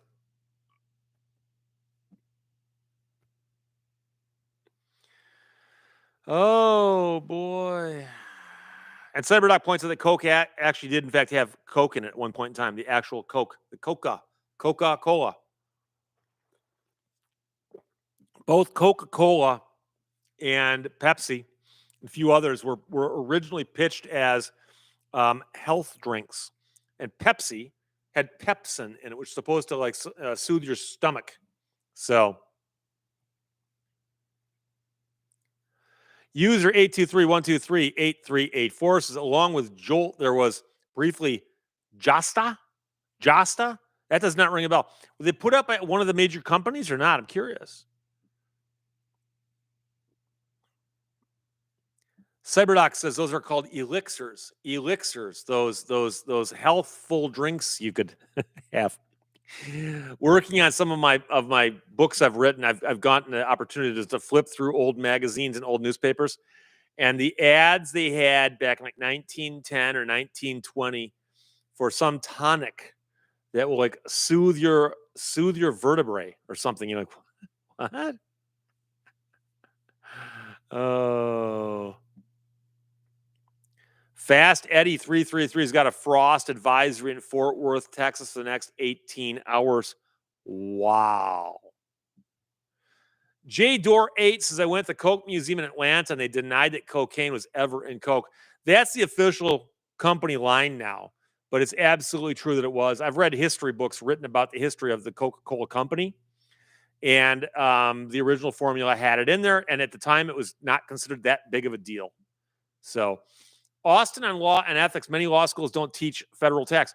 Well, they don't teach it or it's not required. Because I know pretty much as a an elective, you're gonna find it in many places. I never heard it was not offered someplace, but Joshua Johnson says back in the day, a doctor could prescribe Coca-Cola. Don't forget in Doc Hollywood. Please tell me you've seen Doc Hollywood. There's like 4 reasons that you want to see the movie, not the least of which is the opening song, The One and Only by Chesney Hawk. It's a huge, huge hit song, not in America, but in England. And it was an adult contemporary hit over here, top 30, top 40 maybe. Great song over the opening credits. But Michael J. Fox finds himself in a small town in trouble with the law and winds up getting sentenced to be a doctor in the local hospital. And at one point in time, he misinterprets and misdiagnoses a small child. And he's about to send the kid off in a life flight helicopter to get like open heart surgery. And the old school doc walks up with a can of Coke and says, "Here, drink this." And that's one of the turning points of the movie. But I'm not ruining it for you. But I've mentioned before that I lived in a small town called Eau Claire, Michigan. And I used to occasionally walk Wolfie up and down Main Street. Everyone got to know both me and Wolfie. I'd be walking Wolfie and, "Hey, Steve. Hey, Wolfie." And it reminded me of Doc Hollywood. "Hey, Doc, nice pig." So I don't think the pig had a name, but I could be wrong on that. Mr. Memora says, "I'll stick to Werner's for my go-to medical tonic." Medical tonic. And of course, we talked about Werner's before. In fact, I've got a Werner's shirt I wear on camera quite a bit. It comes up often. It's a green shirt. Right now I see 1, 2, 3, 4 green shirts of the right shade over there. It's probably that one there, but it'll pop up again soon.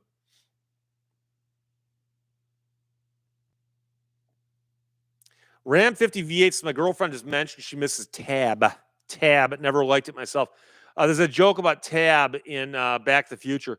Tab was basically the same as Diet Coke. I don't know if they changed the formulation much, but they realized that Tab was originally labeled Tab and pitched as a low-calorie soda. And then the word diet, some marketers realized it didn't contain oh boy. Hang on a second. I've never had this happen before.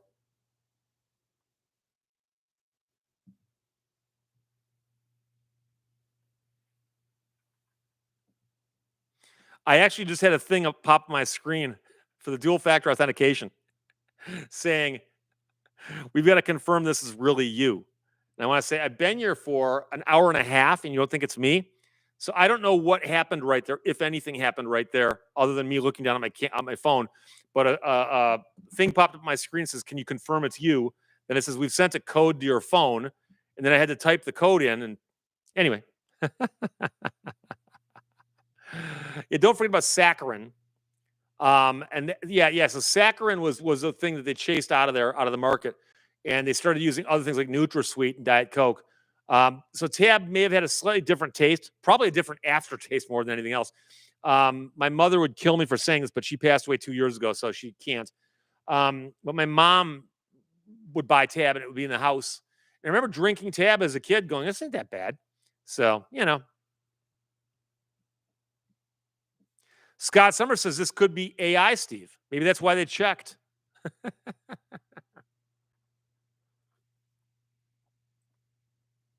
Daniel Castro says current Diet Coke is different than Tab. Yeah, I think it's a little different, but from the viewpoint of Coca-Cola, the company, they said basically we're going to take Tab out of the marketplace and put Diet Coke into the marketplace. One did replace the other. Yeah, Mark Miller, if you want a Tab, you'll need to order something. Josh Jagminas dropping in to say hi, Steve. Hi, Heather. Hey, Josh, how you doing, my friend? Oh.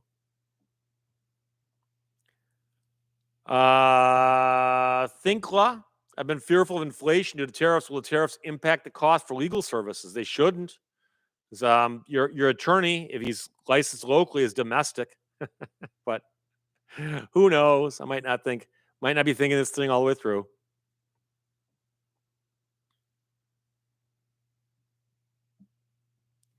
Don McR, I loved Fresca, but I'm allergic to aspartame. Heb put out grapefruit soda that tastes just like it. Interesting. I remember Fresca. Vaguely. Vaguely.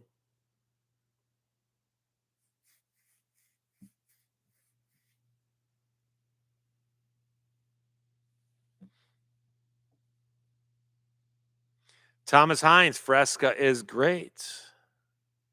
Mark Miller says creative billing. Yeah, you could tack on a tariff increase fee or something. Except for the people who've outsourced their legal services to some call center in India. There might be a cost. I don't know.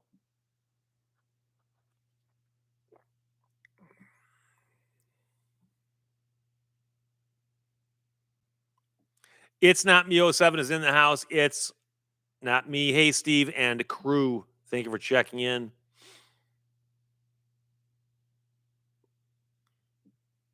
Oh, that's right. After asking her tab, he says, fine, give me a Pepsi free. Son, you got to pay for it. Fine, give me a coffee. Oh. MHOH says a lot of soft drinks were ruined by these new sweeteners. Don't forget that some fat-free foods were ruined by Olestra. Oh, yeah, it doesn't contain any fat, but it causes other after effects, shall we say. Canadian Robot Lady says you can drop vodka in Fresca and you wind up with a cooler that tastes like Mike's Hard Lemonade.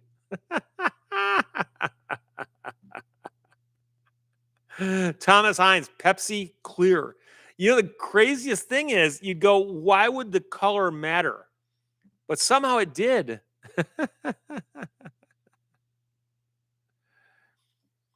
Amber Mist, ever been to a place called Tony's north of Flint on I-75? You mean up by Birch Run? I never have. I've driven by it a million times, though. There's all kinds of things. It's like a Call of the Wild in Gaylord. Never stopped. It's been just as a child.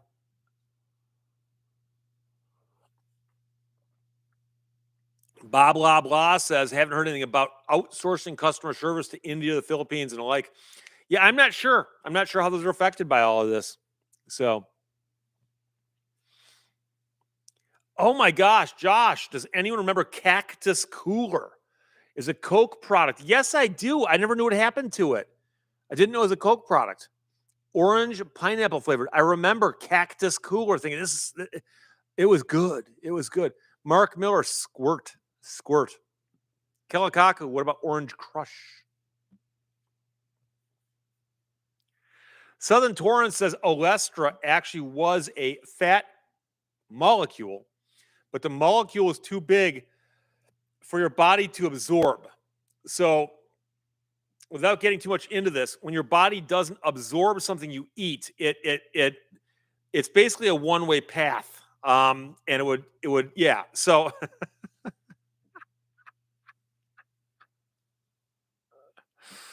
Sig226's Van Halen song "Right Now" was used for Crystal Pepsi.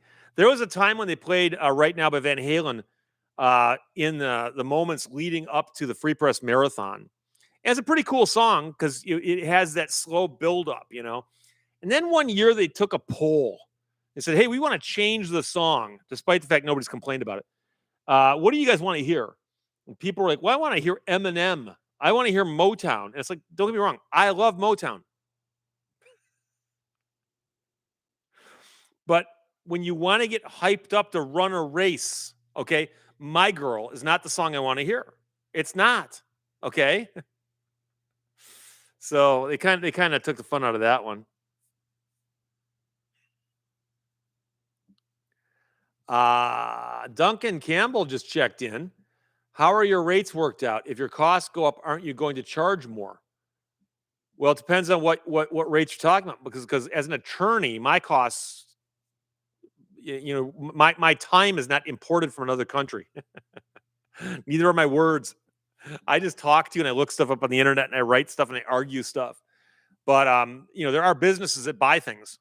And if they buy things, yeah, their costs will go up on the products they sell. I'm selling a service, which is me advising people and doing legal work.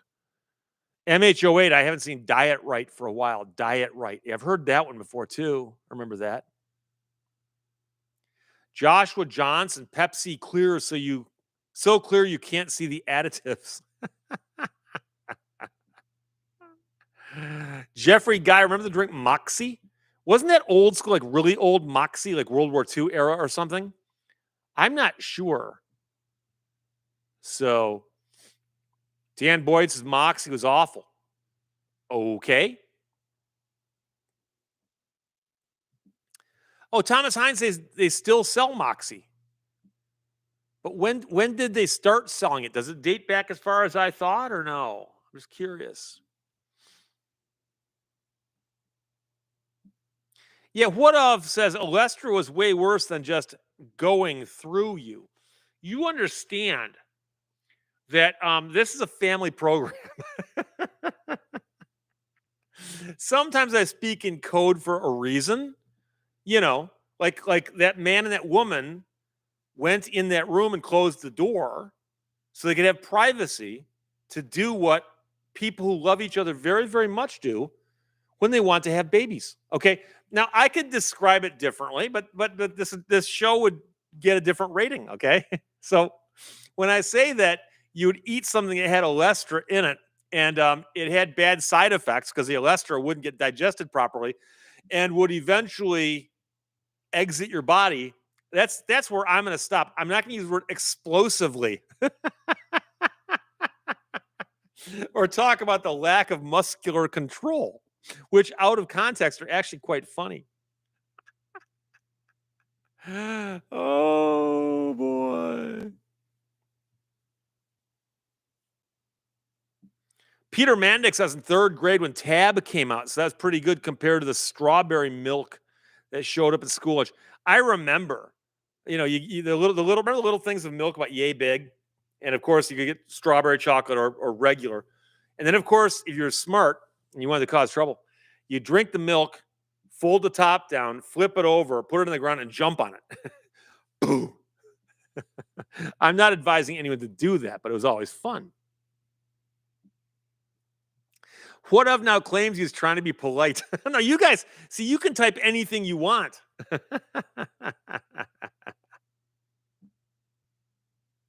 Ram50V8 says, didn't you just mention a while back you've no viewers under 18? Yeah, but that doesn't mean I can do an X-rated show. I mean, if I did, I could, but my concern is that something might get flagged and they say, oh, this guy routinely talks about stuff that advertisers aren't happy with. And next thing you know, I don't have advertising. So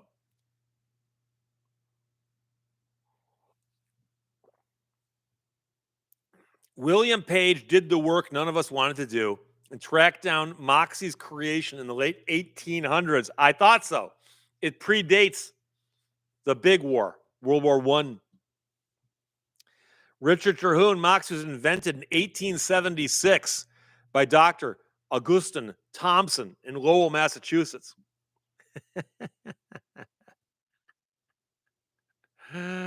Oh, boy. Oh, boy. Was there really a video game called Montezuma's Revenge? Dave Beddoes claims there was. Yeah, Kelikaku says that people used to do that in grammar school, the mini milk cartons. And then much later in life, I realized you could stand on a soda can or a pop can with one foot and just tap the side and it crunch straight down. But if you did it wrong, you'd fall over and twist your ankle. I don't know why I have this specialized knowledge, but I do.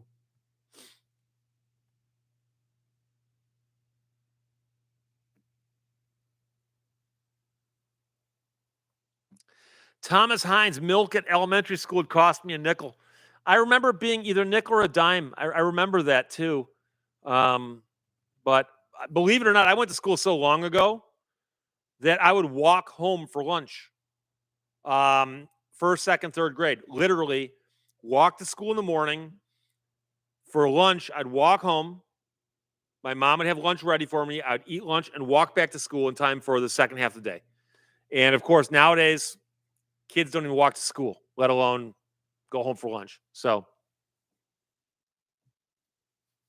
Michael M. used to do the stand on the can thing, as did Mark Miller. Thomas Hines, I used to walk home from lunch as well. Really? Wow. Kellikakis, did you ever play tetherball and do the thing you're not supposed to do? I'm not sure what you're not supposed to do with tetherball. Yeah, of course I played tetherball. And it also showed up. Was it in Napoleon Dynamite where played tetherball? The question is, did your school have one of those maypoles where the big thing that rocked around it, almost like a ride at the fair, but unpowered? And boy, that thing would break bones. And I'm surprised they had it and then they got rid of it. So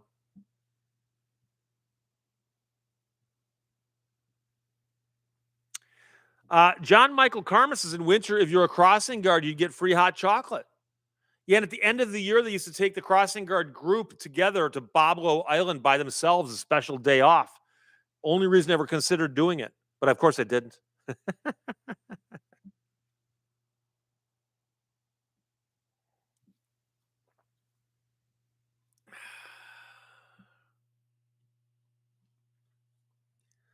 A lot of people saying milk was 2 cents or 3 cents. Wow. Robert Torrey, vote for Pedro.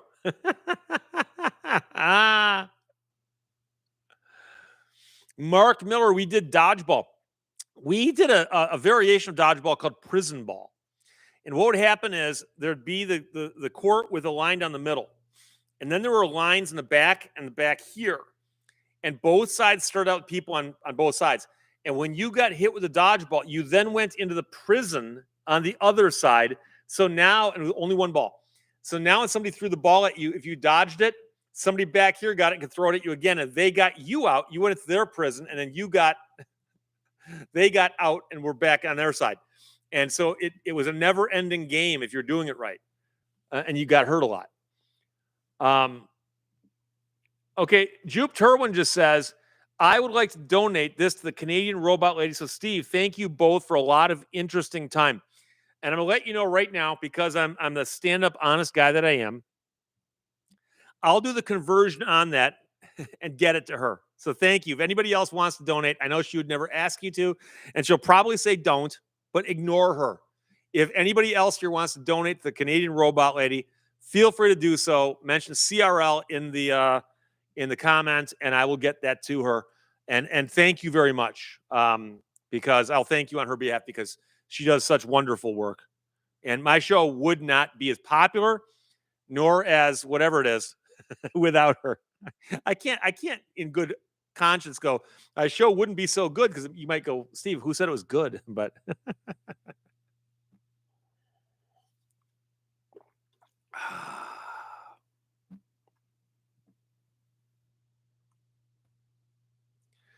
Steve Tomayer, kick the can. Yeah, kick the can, of course, is the variation on hide and go seek, or hide and seek, depending on what you called it regionally. And if people got caught, they go sit someplace, and the goal was a can. And if somebody could run up and kick the can before the person who was caught them, then that'd free the people who'd already been caught, and so on and so forth. But I've heard so many variations on hide and seek, sardines, or kick the can. Sardines is the one where one person hides and the other people go looking for them, but you break up. And when you find the person hiding, you hide with them. And eventually, as one person wandering and go, where'd everybody go?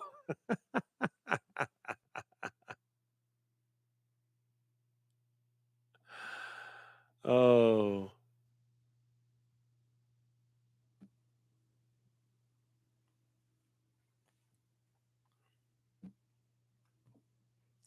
Lowell Riggs I am says, here's for the lady. And Canadian Robot Lady says, oh, heavens, stop.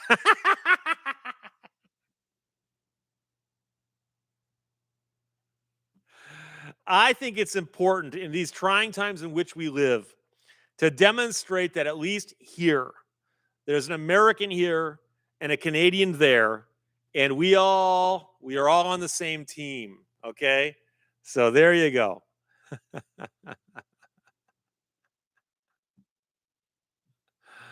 Oh, Bob Blah Blah played shuffleboard.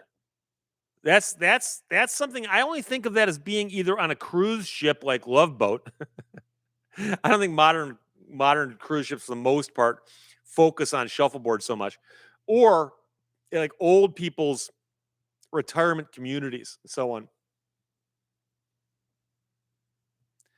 Jeffrey Guy says, I sent $200 to the Institute for Justice, no return address, did not want to be in a database. but I did blame it on you. I have a feeling if you said, "Hey guys, don't put me in your mailing list," they wouldn't. They're nice people. They're not insane marketers or anything like that. They're nice people. I subscribed to their lists because I wanted to subscribe to it, and I signed up for the newsletter, so I wanted to get it. It's a very, very beautiful, high gloss magazine. So Freeman Keys says, "Does the Canadian robot lady do your intros and outros?" Yes, yes, that's what she does.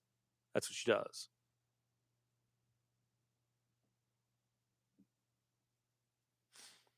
Jerry C says, "Sadly, the class nerd always got hammered in dodgeball." That's, that is so true and so sad, but it happens. And I liked gym class when I was growing up, but I look back on it now and I go, dodgeball is probably good for your reflexes and stuff, but someone who's aiming at your face when they're not supposed to be. You get hit in the face with one of those big red rubber balls. Not the song by Circle, but an actual red rubber ball. That song was written by Paul Simon, by the way.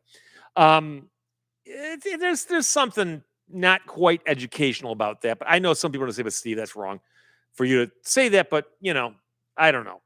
But I know they're getting rid of phys ed in a lot of places to begin with. They're like, well, schools should be teaching, not for exercising. So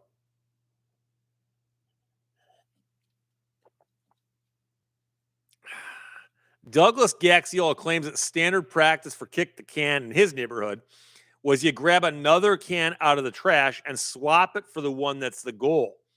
So some kid kicked the dirty can, but it hit him in the face, cutting all the way through my upper lip, wound up with antibiotics. Oh, I'm sorry. It wasn't a switched can. I got it. Somebody used the dirty can without thinking that somebody might get hit with it. Oh, my. Oh. It's not me 07. Red rubber balls and glasses do not mix. When I was in high school, the teacher walked out one day with this gigantic medicine ball. It's a canvas ball like the size of a Volkswagen. And he thought it'd be funny just to he threw it in the middle of the gym floor and he goes, "We're going to play soccer today, but you can use your hands." But it's basically roll the ball down the other end, you score a goal. If they roll it this way, they get a goal. What could go wrong? And somebody got the ball up in the air and I went to punch it, not realizing how heavy it really was or which way I was going. And I actually wound up punching it like this, like a hammer punch. And I hit it and I felt my elbow snap. And the weird part is it popped and came back in. And my arm hurt like bad. And I could move my arm. I'm like, this is not that bad. I'll be okay. As the day went on, my elbow started getting stiffer and stiffer and stiffer. And finally, when I went home, I told my mom, I go, we got to go to Beaumont. I don't know what's wrong with my elbow, but something happened in gym class. So I go in and I see 3 or 4 people, probably doctors and so on. Not all of them, though. Interns or whatever. And they're going, "Well, can you move your arm like this? Can you move your arm like this? Can you move your arm like this?" And I'm like, "Yes, yes, yes, yes, yes." And a couple of them are like, "There's nothing wrong with you." But certain ways I turned it, it would hurt. But they ruled that out. So finally, one doctor goes, "I still want an x-ray." So they x-ray it. And I go back and waiting for a guy to walk in. And the guy walks in and and I'd never seen the guy before. He goes, "Hold your arm up." And I go like this. And he goes, "Right." And he pushed a spot. He goes, "Right there." I'm like, "Ah!" And he goes, "Yeah, you got a bone chip." And he goes, "So what's happening right now is every time you move your arm, the bone chip's moving around slightly. Sometimes it hurts, sometimes it doesn't hurt. If I poke it like I just did, it hurts, right?" I go, "Yes." He goes, "I know exactly what the problem is. No surgery required. Put your arm in a sling, I think like 6 weeks, but try not to move it. Immobilize your arm for 6 weeks." So I immobilized my arm for a while. It got better. And he goes, "The bone chip will eventually go wherever bone chips go when they die." So I got better, but I did that in gym class. I also got stitches once playing floor hockey, but that's another story altogether. Canadian Robot Lady says, "When we boomers retire, I'll challenge you to some tetherball before the lunch bell rings at the lodge." Fred Blowers, "Has the IJ ever given you a figure that your viewers have donated? I do not know the exact number, but I do know they invited me to speak at their retreat they did a couple years ago, and I spoke there. And I talked to Scott Bullock, who is the president, and I talked to a bunch of other people there. And he told me, he said, your audience is the most generous audience that we've ever encountered. And as a result, we have to thank you. And I'm like, you guys are doing the work. I said, I'll thank my audience also for you and let them know that I've mentioned that before.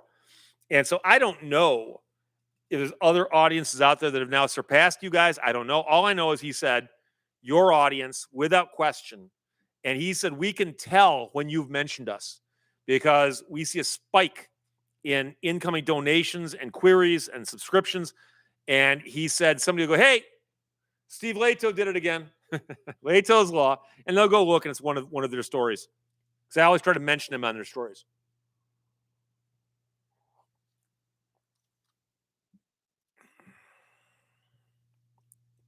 Frosty Leprechauns. We played dodgeball at recess. We called it slaughter. The junior high school, my brothers went to a different junior high than I did. We moved around a tiny little bit. And they had a gym teacher who was a sadist. And they would play an equivalent, and I forgot what they called it. It wasn't massacre, but it was something like that. And he'd just throw a bunch of red balls out in the gym floor and go. And somebody once asked, what are the rules? He goes, there are no rules.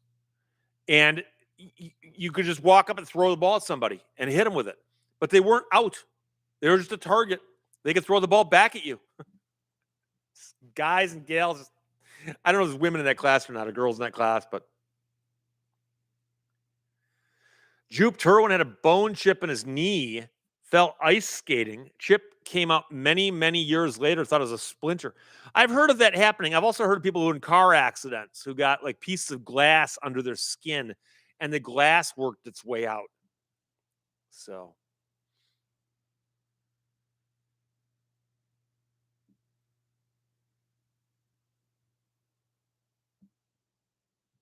Lion Zookeeper says, when I donated to the IJ, I purposely stated you were the reason. I've heard of the awesome work that they do. Thank you. I appreciate that. And I think it's good for them to know the sources of their donations because it really helps them for them to realize that the work they put into in getting the word out about what they do does really resonate with people and then helps them do donations. But the funny part is when I started doing my videos on this channel,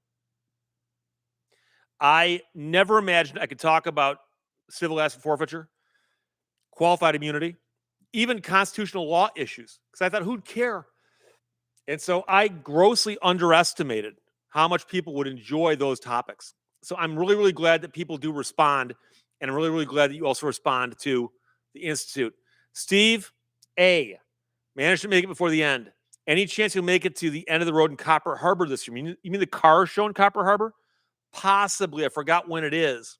But I've been in Copper Harbor many, many times, but never the week of the car show. I'd love to do it. I've had my Viper in Copper Harbor before. I drove it all the way up there the first year I had it. It was kind of a reminiscence of a trip I took with my brother Rick years and years and years ago. So John N. Jr. says, I just realized I haven't identified myself. I am John Nowak Jr. I'm Elmer J. Fudd, millionaire. I own a mansion and a yacht. Lowell Riggs IM says Pacific Legal Foundation is much the same as the IJ. Yes, they are. And many people ask me, they go, Steve, what about the ACLU? ACLU is similar, but I think their focus is a little different than the Pacific Legal Foundation or the IJ. But it's just an inkling I get. But I spend a lot of time looking at the cases the IJ handles, and they do, in fact, handle some very, very important cases. Forgive God says the worst gym classes were the square dancing ones. I still hate the word promenade. Or did they say promenade in square dancing? It's probably going to rhyme with something, right? Yeah, I can't imagine doing square dancing. I would have objected as a child if I had to do square dancing. So, Canadian Robot Lady, forgive God's. That's funny. Brought it back to memory. Oh, Dustin Carpenter, we did square dancing in 5th grade music. Okay. Harry Seldon, how many miles in the Viper? 10,000 and about 10,500 maybe? About with 4,000. It's got 10,000 on it now.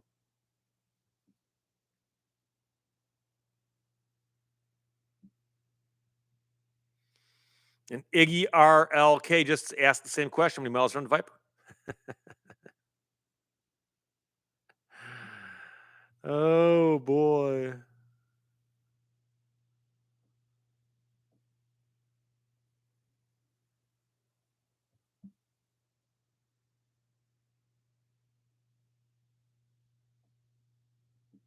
Robert Torres says, I failed disco in gym class, 1979.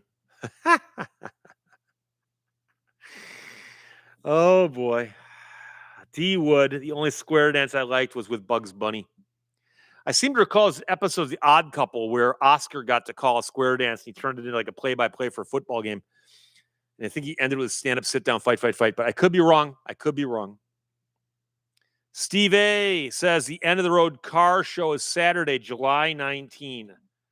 Saturday, July 9. I have a paper calendar. Why? This paper doesn't crash. Hang on, July 19. You know, I'm going to ink that into my calendar here. July 19. Copper Harbor car show question mark. I got to put a question mark there because I got a lot of stuff happening this summer. We'll see.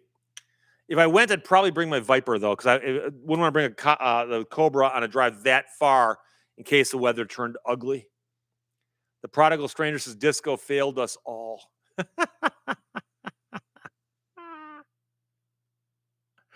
Chris Tope lived in a small town. When you were in 2nd grade, you were allowed to go downtown for lunch if you had a note from your parents.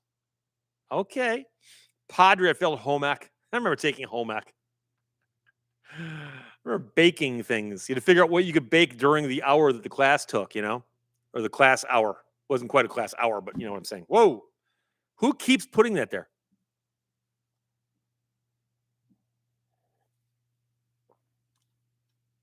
Yeah, it would be quite a haul in the Cobra if weather gets wet. Yeah, no. The Cobra hasn't gotten wet weather-wise just yet.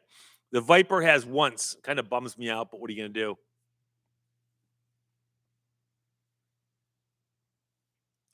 Doc Death 904 says, still listen to disco, my shameful secret. There's a couple good disco songs. Please Don't Let Me Be Misunderstood by Santa Esmeralda. I kid you not. Look it up. It's like 8 minutes long, but it's pretty cool. Canadian Robot Lady, Steve, what's in your cup? What's always in the cup? Gatorade. I know some people are saying, but Steve, Gatorade. No. You don't want to be drinking carbonated drinks. You're talking a microphone that's close to you. And I'm just trying to keep my speaking equipment moist. Heart of Glass, Jack PM. I remember when Heart of Glass was like every other song on the radio. There was a station in Detroit that went disco for like 3 minutes. WDRQ. Disco. Disco radio. Freeman Keys, what's your daily driver?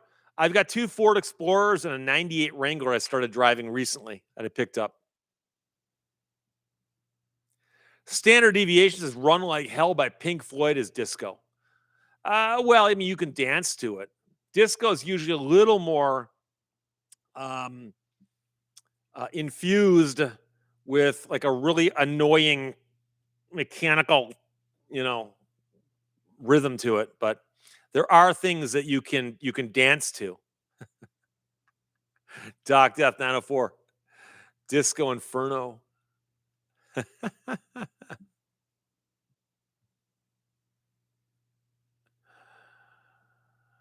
Kelikakis is rock and roll as a commie plot. Chuck Whitehead, do you bring car covers to car shows for your car for rain? I've never actually gone to a car show on a day where it might rain, except for the one I got caught driving home in my Viper. But Tim Nossum, I Was Made for Loving You by Kiss, Pretty Disco. And don't forget, Back in the New York Groove by Ace Frehley. Many people don't know that was a cover of a disco song. It's got a good rhythm. You can dance to it. Bill Thomas, I dare you to find a worse song than Disco Duck. Yeah, but that's a comedy song. That's Rick Dees, who's a disc jockey, making a joke record. The funny, sad part about that is that Disco Duck was #1 in the nation. #2 song was The Wreck of the Edmund Fitzgerald, which actually kept that song out of the #1 slot. Disco Duck, I kid you not. John N. Jr., what proof is the Gatorade? Well, believe it or not, I watered it down because I only had one bottle of the yellow stuff. And so the Gatorade got up to about here, and I put in just pure water on top of it. So it's watered down. It's weak. It's weak. What can I tell you? Jupe Turwins, you have 5 or 4 cars? I've got 5. 2 Ford Explorers, Jeep Wrangler, Dodge Viper, and the Cobra Backdraft Replica. I get people get really offended if I say it's a Cobra without specifying Backdraft Cobra Replica. But if you think I got enough money to buy a Cobra, you're not paying enough attention to this show. Fly, Robin, Fly was deep. Yeah, the Silver Convention. That was pretty much just the same line over and over again, which some of those songs were just over and over again.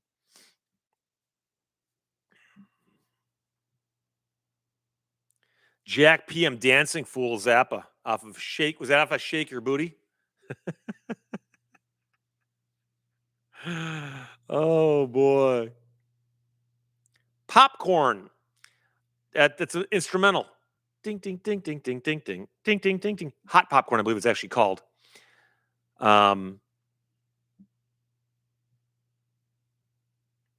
Standard deviation. I'm sure a Viper on wet streets is completely safe. Oh, well, you just got to make sure the tires don't lose traction, because if you break the grip, you might spin out. I've seen people spin out in perfectly dry pavement in a Viper, so water ain't going to help. Dirk Rameswinkel, what is your all-time top? Oh, 3 songs. You know, I could name a bunch of my favorite songs, but a lot of times it depends on what mood I'm in. But I often tell people that my favorite song of all time is a song called "Man Out of Time" by Elvis Costello off his album Imperial Bedroom. And in my living room, I've got, that somebody gave me for a birthday gift, a copy of Imperial Bedroom, the album, signed by Elvis Costello, and I had it framed and mounted. It's on my living room wall. I like that album a lot. A lot of good stuff on that album. It came out in about 1981 or 82 in America. But the song is called "Man Out of Time," and that's probably my favorite song if I had to actually pick one. There's some other ones I like a lot, but it depends. One of these days, I might actually just make a list of, like, say, 10 or 15 songs just as conversation starter and say, I like this song, like that. But a lot of them would be songs you haven't heard of. I like the song, for instance, Now It's On. Now It's On by Granddaddy. Granddaddy's a band that does not exist anymore. They broke up. Jason Little, their lead singer and songwriter, does some music, but the bass player of the band died of a heart attack a few years ago. And so they'll never get back together again. But they appeared on, like, say, David Letterman. I believe they also appeared on Jules Holland. And they also appeared, like, at Glastonbury and a bunch of other festivals. But this is about 10, 15 years ago. But the song's called Now It's On. And the live versions are spectacular. And then also, just to throw some more obscure stuff, is a song called Small Victory. Small Victory. And of course, I'm trying to think of it. Hang on a second. That'd be Faith No More. That's Faith No More. I had another song I was thinking of, but, like, that's a great example of 3 songs I like. The average person in my audience would probably have only possibly heard "Man Out of Time," although it was not a hit in America. But if you were into Elvis Costello back in the day, that'd be the song that you might have heard off that song. He did that song on David Letterman, for instance. So again, those are three I like. Man at a Time, Elvis Costello. Now it's on Granddaddy, and Small Victory by Faith No More. Some people right now are looking at the Faith No More song going, what? The video is a little bit, so. And Mark Miller said, here was passing. We're getting to that age. Yeah, that's true. Tim Nossum, did Elvis Costello play Man Out of Time at Woodstock 99? I'm not sure. I've seen bits and pieces of that performance. I know that he went through a phase in the early 90s where he stopped playing certain songs. And I saw a concert he did in Detroit in support of the Spike album. And he played almost nothing of like Armed Forces or This Year's Model. And I think he came back around and started doing that kind of stuff. So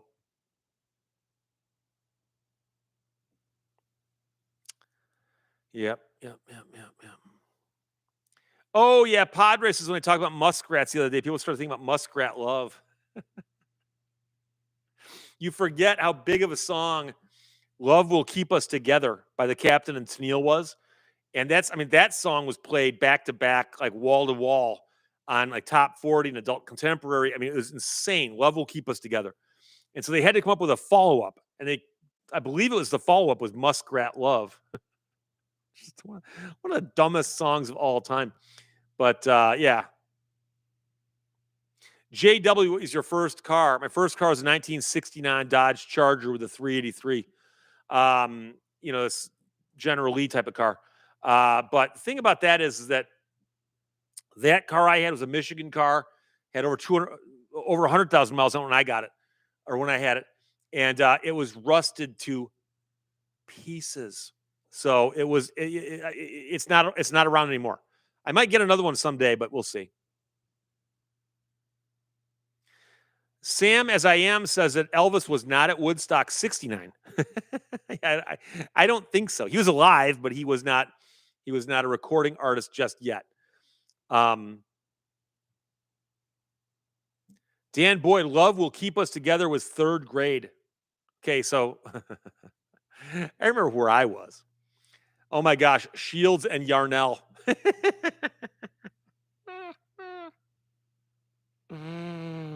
Oh boy. Tony Orlando and Dawn. Yeah. Peaches and Herb. Dan Boyd, Huey Lewis. Yeah, and we'll end on this. Huey Lewis was huge at the time they did Live Aid. And I read the book written by Bob Geldof called Is That It? And it's his life story up to and including Live Aid. He's the guy who arranged Live Aid with the American concert and the English concert. One in England, one in America. And then all kinds of stuff worldwide. And it became a phenomenon. Live Aid became a phenomenon. And one of the things that he required was he would ask artists, will you perform? It's for charity. You do not get paid. Everybody was on board. Status Quo, a huge band from England, had broken up. They got back together to play Live Aid. Led Zeppelin's surviving members, I believe, got together to play. And they hadn't played together for a while. And they went and asked Huey Lewis and his managers. His manager said, how much will Huey get paid? And they go, it's a charity. Huey doesn't get paid. And they go, Huey always gets paid. And they said, it's a charity. And they go, unless you pay him, he won't show up. And they go, well, you understand, and rattle off all the people who are going to be there. Doesn't matter. Huey gets paid. So Huey Lewis, and what's sad is I was remembering the story that he was the only person who insisted on getting paid. I believe there may have been other people who insisted on being paid and didn't show up. But Huey Lewis was actually thinking, like, I'm so big right now, I ain't giving nothing away. And when you go back now and look at the lineup for Live Aid, because they did a couple of things differently, and one of them was, and Bob Geldof's a genius for doing this. Bob Geldof actually said, I don't want you coming out and doing your 3 latest songs. I want you to come out and do your 3 best known songs. Like this is a jukebox playing the hits. We're trying to raise money for charity. This is not for you to come out and promote your most recent album. So if you're known for rock and roll songs, don't come out and go, oh, we've decided we're going to do a disco album. Here's our disco songs. No. And he would actually tell people, you're playing this song, this song, this song, because that's what people want to hear. They go, okay. And so the whole show was a monstrous success. And Huey Lewis was at home watching it on TV. John Michael Karma says it's hip to be greedy. Now, Dan Boyd says, I don't like Mondays. That's an unusual song for them, but it became a hit, almost like a novelty. But they had some really good stuff, including a song called Elephant Graveyard. And of course, a song called Rat Trap, which got some airplay long before I Don't Like Mondays. So there you go. And another thing says Steve has the best content on YouTube, but that's just me. So thank you very much. I appreciate that. I'm going to wrap it up now. We've been doing this for well over 2 hours, and I'll be talking to you during the week as I always do. And then again next weekend, about 7 days from now. I'll see you again. Talk to you later. Bye-bye.